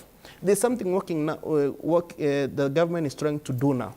They have taken some of the stuff now to reapply, to come to SHA so that at least their ways are being seen on how they're going to do. So if the same people who are implementing, who are working in NHIF are the same one in SHA, you cannot assume that fighting that system, implementing that system is just going to be easy, whereby there are people who have fake claims and they want to be paid a lot of billions from NHIF. And today you are saying that you're going to begin SHA so that you do what? So that you go and But the president must have accepted that, yes, SHA is a big problem. Probably this is an acceptance that there are weaknesses in his administration. What is economy and health? Do you agree? I mean, 100%, Fred. I think we have to be very pragmatic. And now the defenders of this regime, they also need to be very realistic on their approach, because on one end we are saying the government, the president is working on systems and things are working. And then on the other hand, we're saying he's fighting cartels that are overwhelming him to a point he has to seek help from the opposition. That is failure, confirmation of failure. The president has gone back on each and every word he used and uttered during the campaign. He said, mtu mganga, mtu wa maandamano, there'll be no handshake, there'll be no coalition, there'll be no MOE, there'll be no bringing the opposition into government. He's doing that in broad daylight. And he has just rebranded it to broad-based, however they want to call it. It's just a confirmation of failure, and Kenyans are able to see that. It's just going to get worse Unfortunately, this is at the detriment of Kenyans, I say this again, because our major issue today, Fred, is not the sharing of positions. It's not about tribal alignment. People have moved on. New wisdom, new thinking says we need a functional government and we need to address our issues. Our number one issue is the economic detriment we are in, the crisis we are in. We need somebody who can craft a new system, a new plan for economic rejuvenation and economic success of the country. So that when we talk about health, somebody in Marsabit, regardless of who is the CS and the PS of health, gets adequate and quality health care in a dispensary before they get referred to other subsequent higher levels of service provision, health service provision. Somebody in Mombasa gets drinkable, clean water, regardless of who is the CS of water. These are the conversations we start having around. But if we stick to this conversation that the government wants us to believe that the reason why it is not working is because we don't have enough people in government and enough positions from all the communities, and we're trying to bring these tribal lines and realignment so that we can have a functional government, this government is going, the country is going to collapse. The government has collapsed. Remember, it remains illegitimate since June 25th, 2024, when the people pronounced themselves overwhelmingly that we do not trust that you can take us to where we need to go. And now, unfortunately, what is happening, due to political survival, the president is now going against everything he believed in when he ascended to power. What I would want to invite Kenyans is for us to imagine, because we have not had this for almost 20 years. We go to an election, hopefully in 2027, we have a government, and they do not bring on board the opposition. Because Kibaki did it, Uhuru did it, and now Ruto is doing it. Who has been the constant factor? One, Prime Minister Raila Amolo Odinga. Whether it will be him majorly in opposition in 2027 or any other person, I would want to see a regime that will function for 5 years, and we see perhaps that is where the crux of the matter lies. And perhaps this is has been a record because it was only 2 years into this administration. Too soon. And he found the necessity to do this. But where did the rain start beating President William Ruto? Of course, with the Gen Z and some problems that probably can be described as self-inflicted. The issue with the Mount Kenya region. Now, for the very first time, we're seeing President William Ruto trying to go back to Mount Kenya region to try and see if he can revive or revisit whatever kind of relationship he had. Yesterday, he met a number of MPs from Mount Kenya region in preparation for his intended trip. It is one of the stories we've covered here at TV47. President William Ruto meeting Mount Kenya MPs yesterday. That meeting, of course, at State House was boycotted by MPs allied to his former Deputy President, Rigathi Gachagua. Let's watch that story.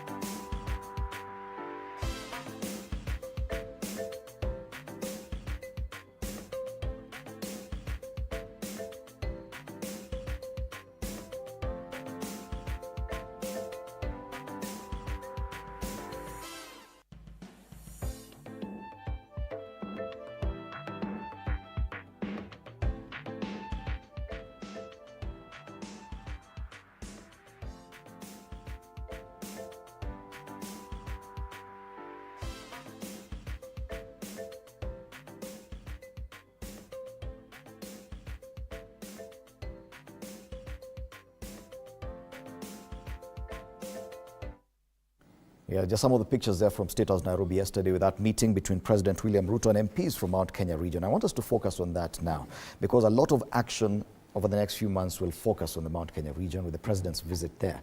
He's taken his time since October last year. I think he's only gone there once. Now he finds it probably necessary to do that. Do you think that probably this is coming a bit too late? And I'll start with you, Wanakabala. That the president now finds it necessary to go back to Mount Kenya region. Do you think he has wasted too much time? I don't think he's wasted any time. I don't think even he needs them. It's just a game of politics. He just wants to game of sympathy. He wants to go and test and see and show them that, you know what, I am still your child. I did not do anything wrong to you. It is your son that you gave me. that was not, but he's the one who chose him. He calls him incompetent, but he's the one who chose him. And you ask that as he goes there, where did the rain start hitting him? From, let me use the perspective of Mount Kenya, the time when bottom-up economic transformation agenda turned into a bottom-up economic stagnation agenda. When pesa iliacha kwenda kwa mfuko, akaanza kutoa pesa mfukoni. When housing stopped being a grant, it became a loan. Universal healthcare stopped being affordable, it became unaffordable. That's when. And you know, the people of the mountain mostly are business oriented. You know, when he decided that if you can't pay the taxes as a Kenyan manufacturer, as a Kenyan business person, if you can't pay these taxes, move to a different country. Mambo ni ngapi? That's when the rain started beating him. And I don't think whatever he does, come rain, come shine, the mountain will follow him. I don't think so. Ashapoleza. Because what he needs to do is change his fiscal policies. Will he reduce the taxes? You've seen here, someone earning 180,000 is taking home 62,000. Do you think the mountain, where businesses are run, where they depend mostly on businesses, do you think, remember what happened to agriculture? Remember what happened to the coffee cherry fund? Whatever Ruto does, even if he removes the payee, even if he removes all the taxes, he's lost the trust. And that's a problem that's most important that we need to take home. What he's lost the trust and legitimacy. The honesty aspect that he went with, the man of church, the Christian faithful man that he went with, and turned out to become a conman to the people of the mountain. That's the day he lost them. This could be seen as a self-inflicted issue, that he did not have, probably, it wasn't necessary for him to have his deputy impeached at that point. He definitely suffered politically, President William Ruto, after that. He's trying to recover from it, and it comes only a week or so after he has finally managed to redo his administration following that, the impeachment of his deputy. Definitely has a lot of work to do.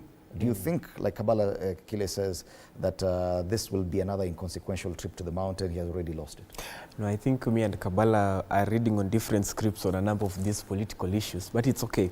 Now, there are three things, okay? Now, one, William Ruto is not going to regain numbers in Mount Kenya. No, I think William Ruto is too smart to know that the numbers there are already gone.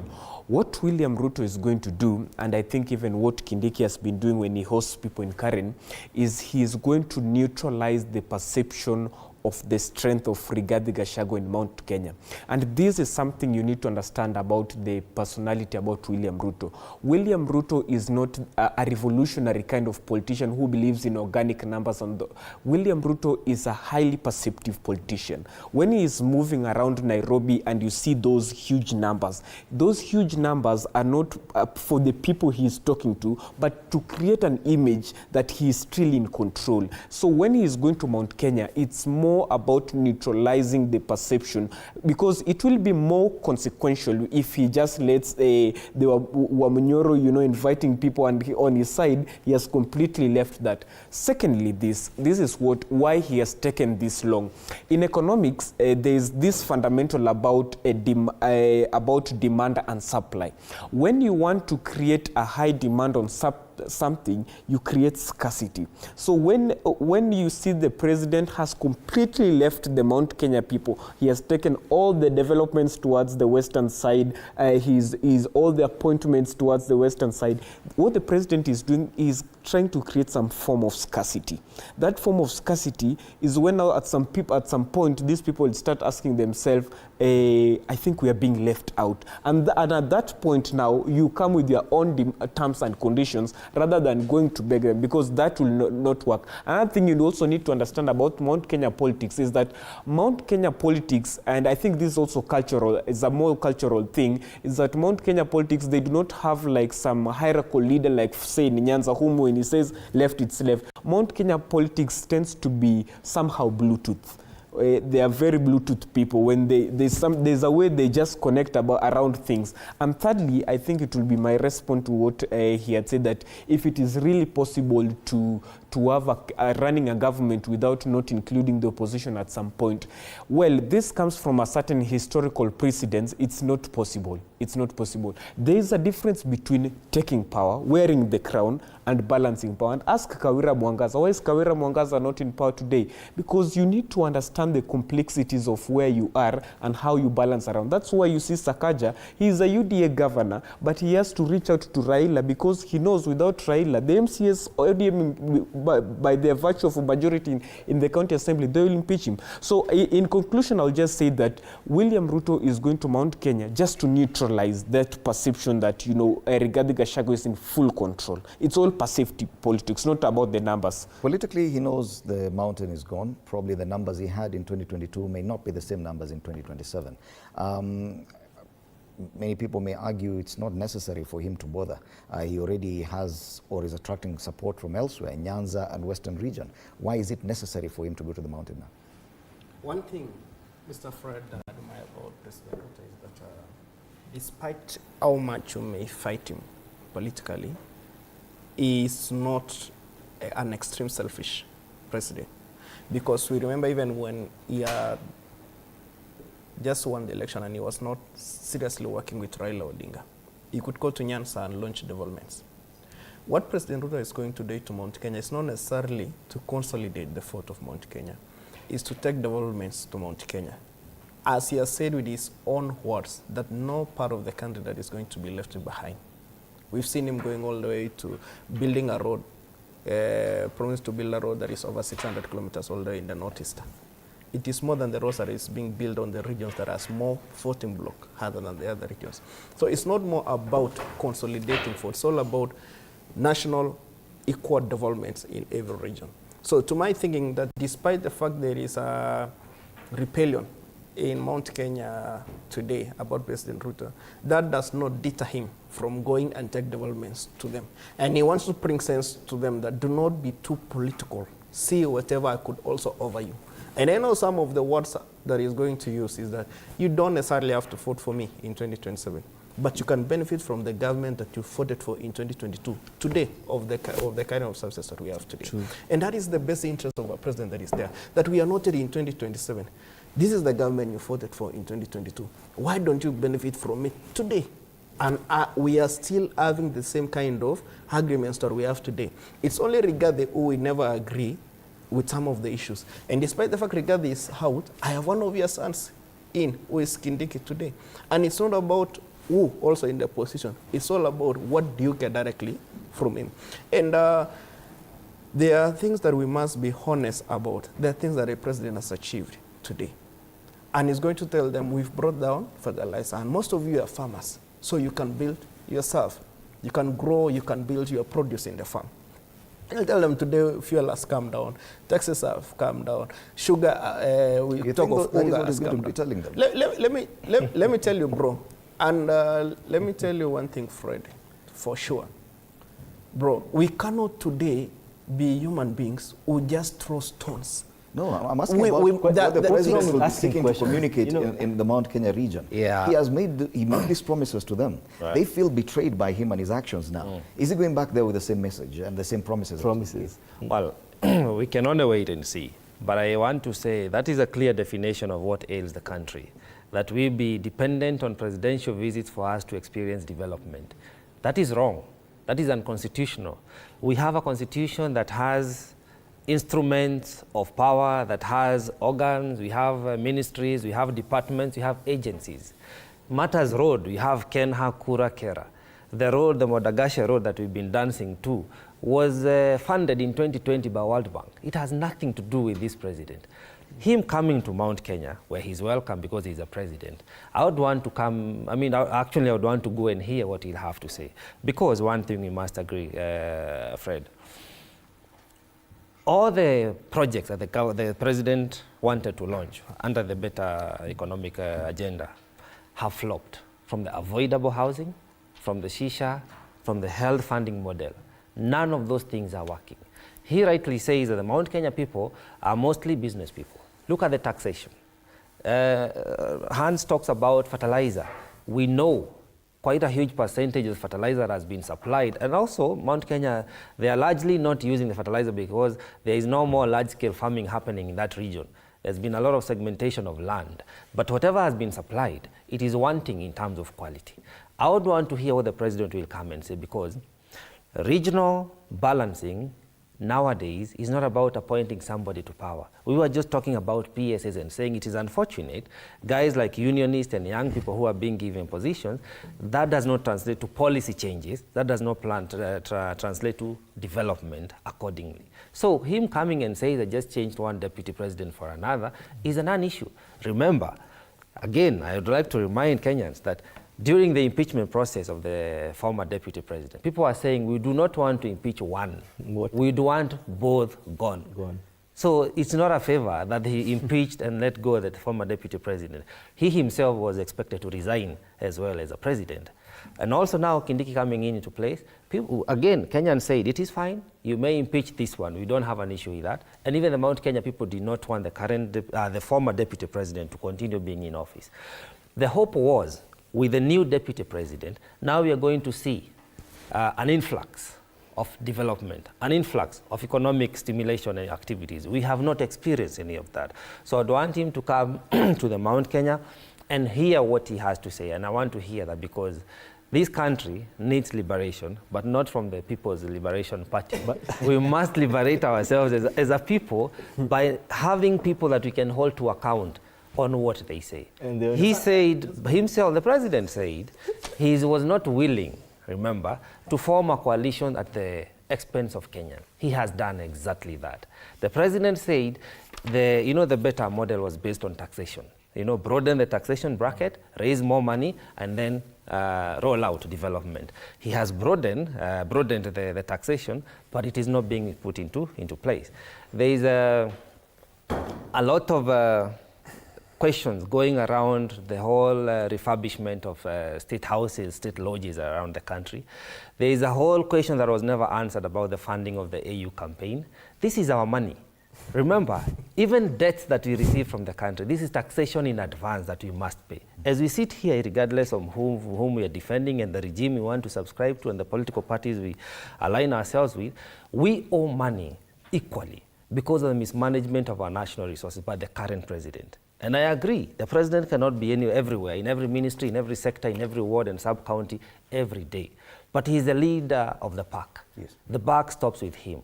The reason this government is not working is because of poor selection of the team players by their captain, who is none other than the president. So I want to hear what message you bring to the countries when it comes to the Mount Kenya region. An extensive question to Kamanya. The same people who you said wanted President Ruto and Deputy President Howard, still the other people also who never wanted the same, who still want the same president to go on. But the question is, if Ruto today goes to Mount Kenya, it's people who say, we want this road. Please, President, give us this road. If you go to the same people will say, President, please employ this person. You saw what Western was saying. Please do not leave Nakumicha. Today, Nakumicha has an employment. So the question is, how do you say now that president has to be there for development to be, and people still ask for those people when the president is there? But the president has been there in Mount Kenya region, perhaps he spent most of his time campaigning in that region. Anything to talk about development, he did. He made promises then. They know which projects were to be worked on by this president. What new thing is he going to tell Mount Kenya people? We've seen when he goes to Western and what he talks about when he went to Northeastern and the roads he talked about. What new thing is he going to tell Mount Kenya? No, what he's going to tell, first of all, he's going to give more promises. That is for sure.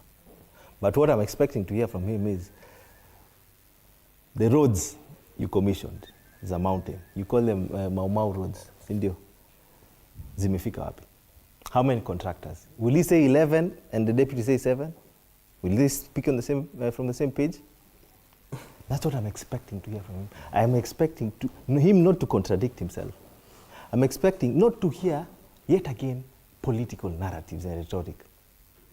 I'm expecting to hear a report card, not projections, not what I think, not what we are planning.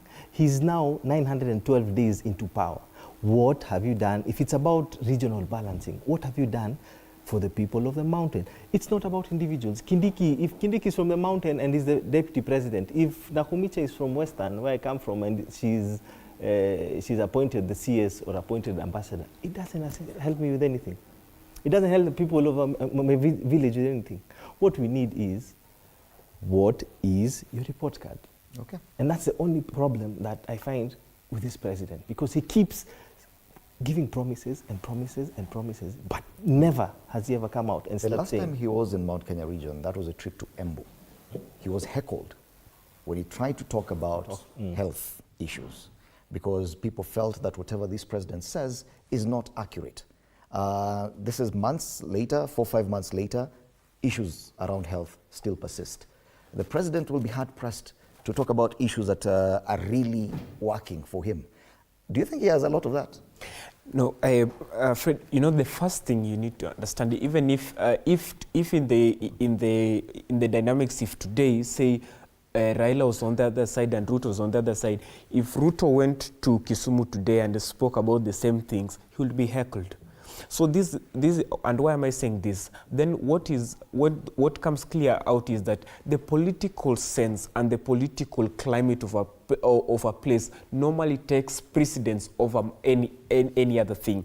If the Embu people, if the people of Mount Kenya feel that they are not part of government, if they feel like their people are not part of government, of course, whatever you, for the people out there, it's normally even not about fundamentally about the things that you come to discuss. If they already clamorous to their death that politically they're out of government, whatever you come and say, they will heckle you, even if it is something that will be of help to them. And going back to the same thing that I told you, the political objective of William Ruto of going to the Mount Kenya is not to gather numbers. He's just going there to neutralize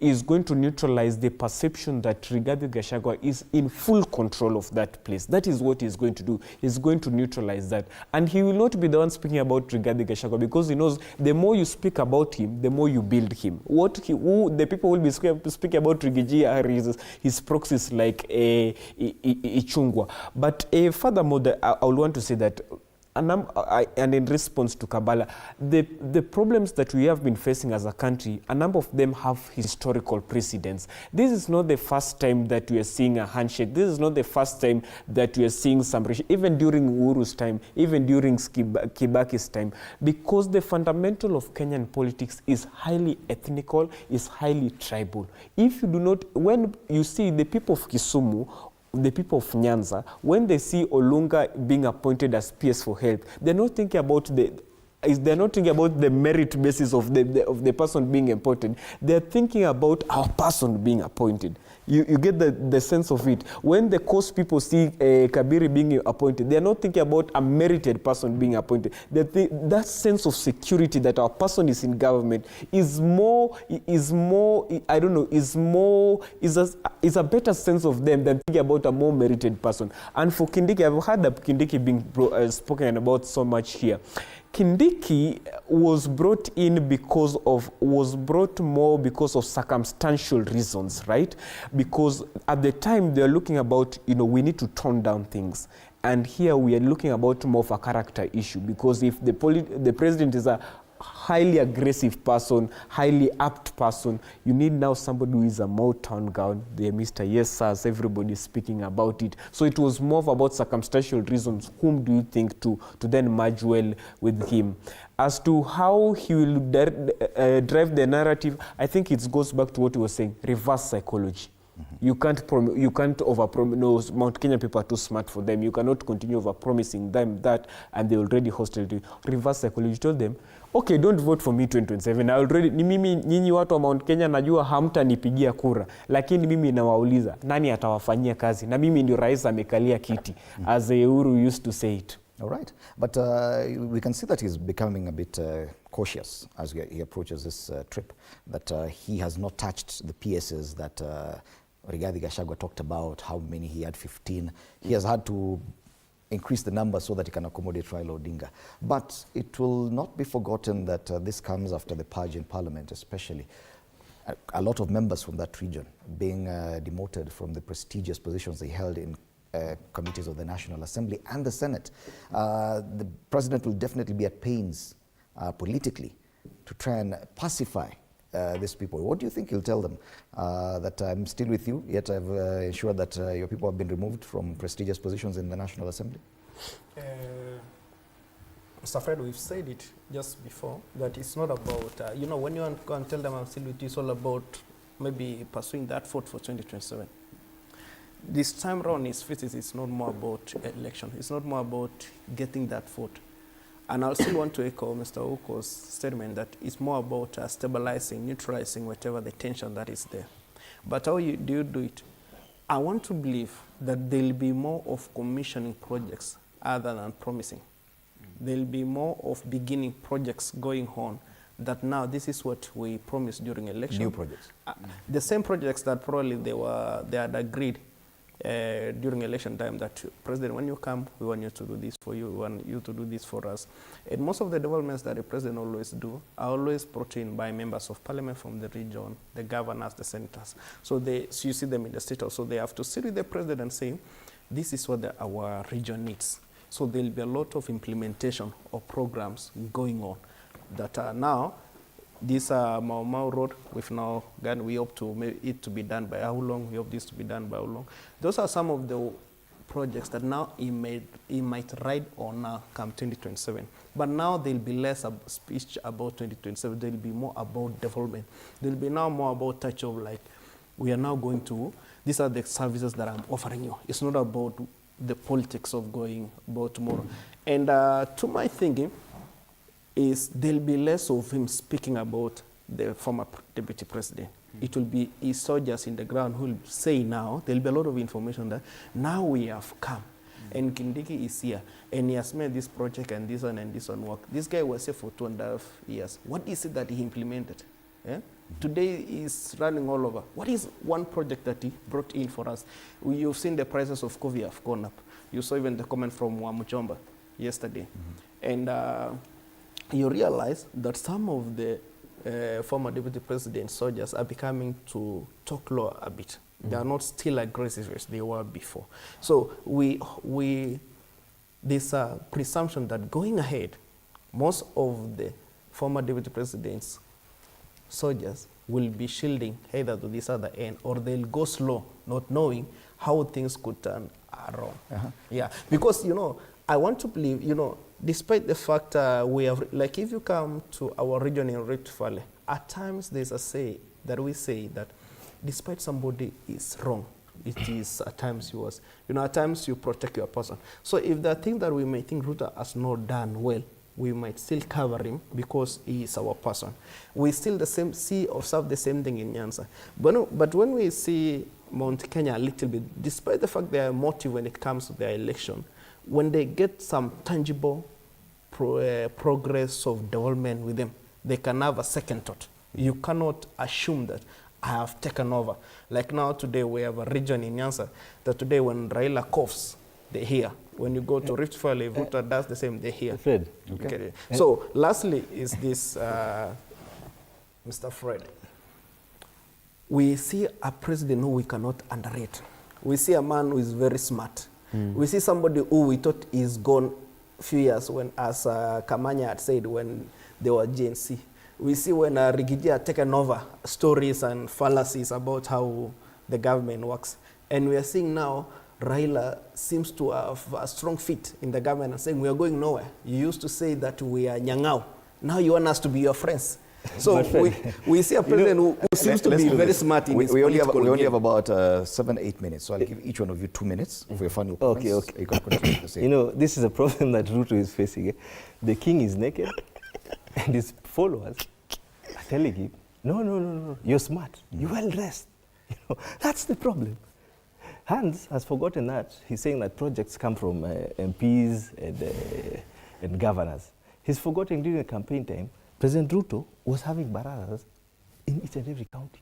He heard what the people, from the people, not the representatives. He signed charters. He is yet to actualize the charters. So what is he going to tell us? If the king is naked, just tell him, bro, here, umekosea. And rekebishe hivi. my brother here was saying that Kenyans are tribal. I want to disagree with him. Kenyans are not tribal. Kenyan leaders are tribal. If Kenyans were tribal, Ruto would not be voted in by Kikuyus overwhelmingly. Raila would not get the votes that he got from Mountain or Ukambani. Uhuru would not be voted in by the Kalenjins. Kenyans vote along ideology and manifesto. And in the 2022 elections, the ideology and manifesto zilikuwa mbili. I was in one. Yetu ilikuwa inawezekana agenda. The agenda of the possible.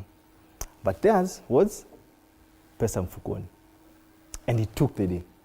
And pesa mfukoni cut across. And that's why I'm telling you, he was able to be voted across. People from Northeastern, people from Eastern, people from the mountain, people from Western.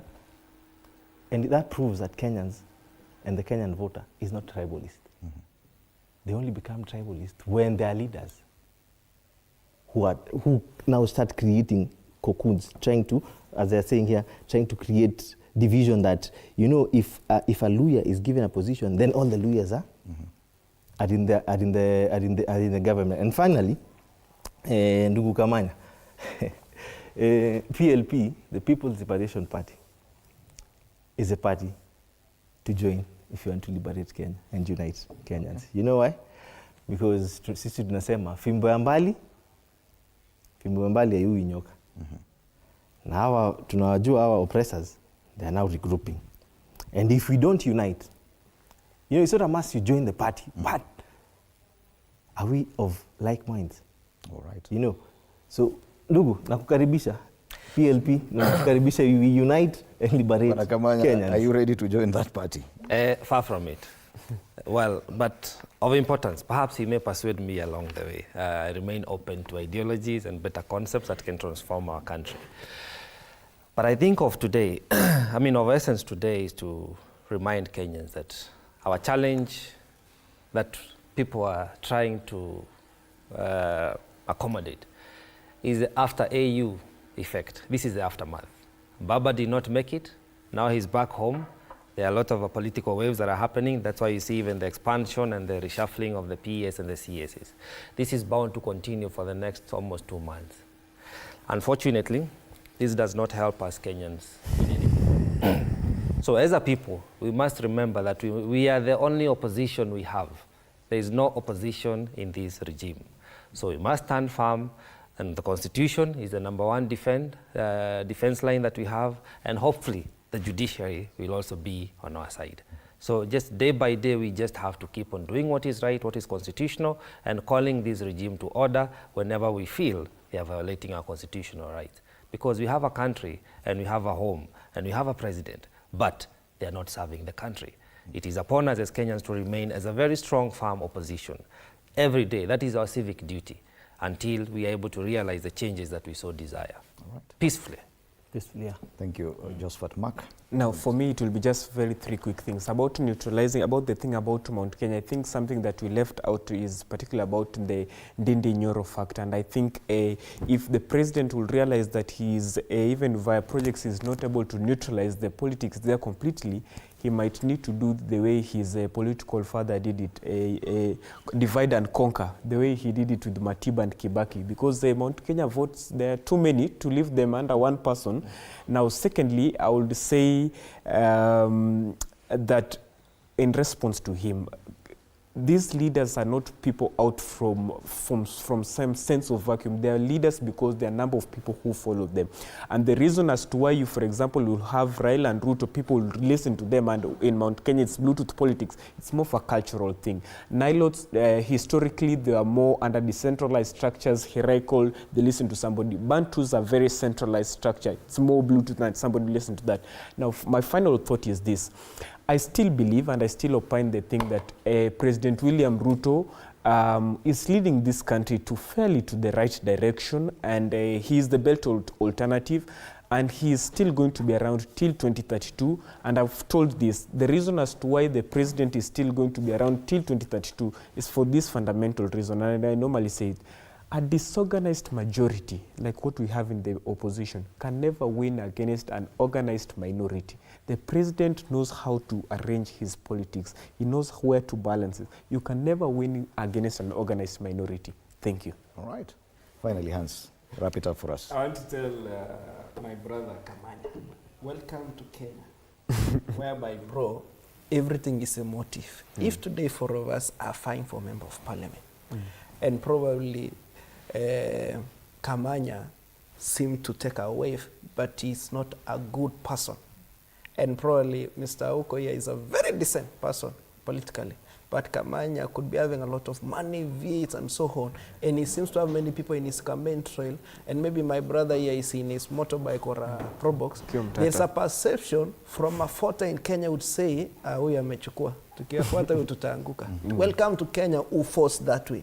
Who don't go to a principle. Welcome to Kenya whereby there was a GNC protest na kuna wenye walitoka tu kufuata hiyo crowd because wako idle. It's not necessary that all of them went for champion. And I want to tell my brother Kabala from PLP that, bro, do you know why today you are in People's Liberation Party? If today Martha Karua becomes the president, this guy will either be a PS, a CS, a chairman, an MD. You get it?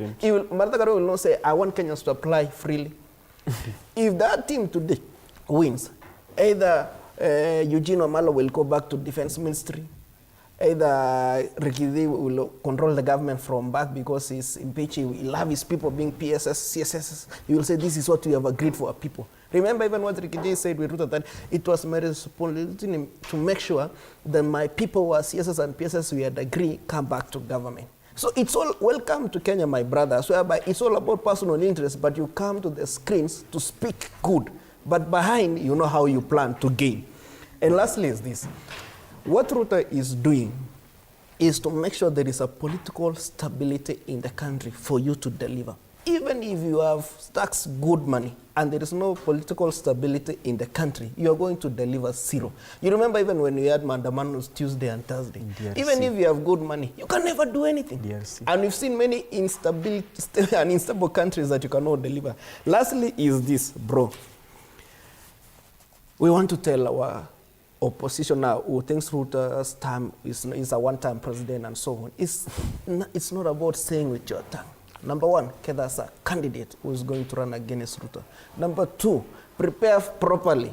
Going around Kenya and choppers and so on, you need to be well stable financially. Perception is already out there. So we need to be honest and true that it is not easy as you think. It's not obvious as you just say. Asante there is sana. more into it. Hans Rob, political analyst. Mark Oko, Youth Coordinator, National Students Council of Kenya.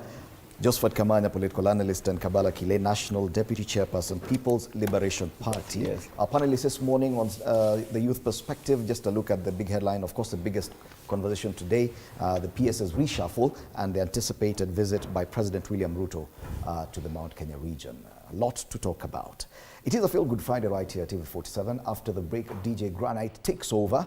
Plus, we'll be having some artists in studio, including Steve-O Simple Boy. Wow. Do stand by for that. My name is Freddie Ndimuli. Have a lovely weekend.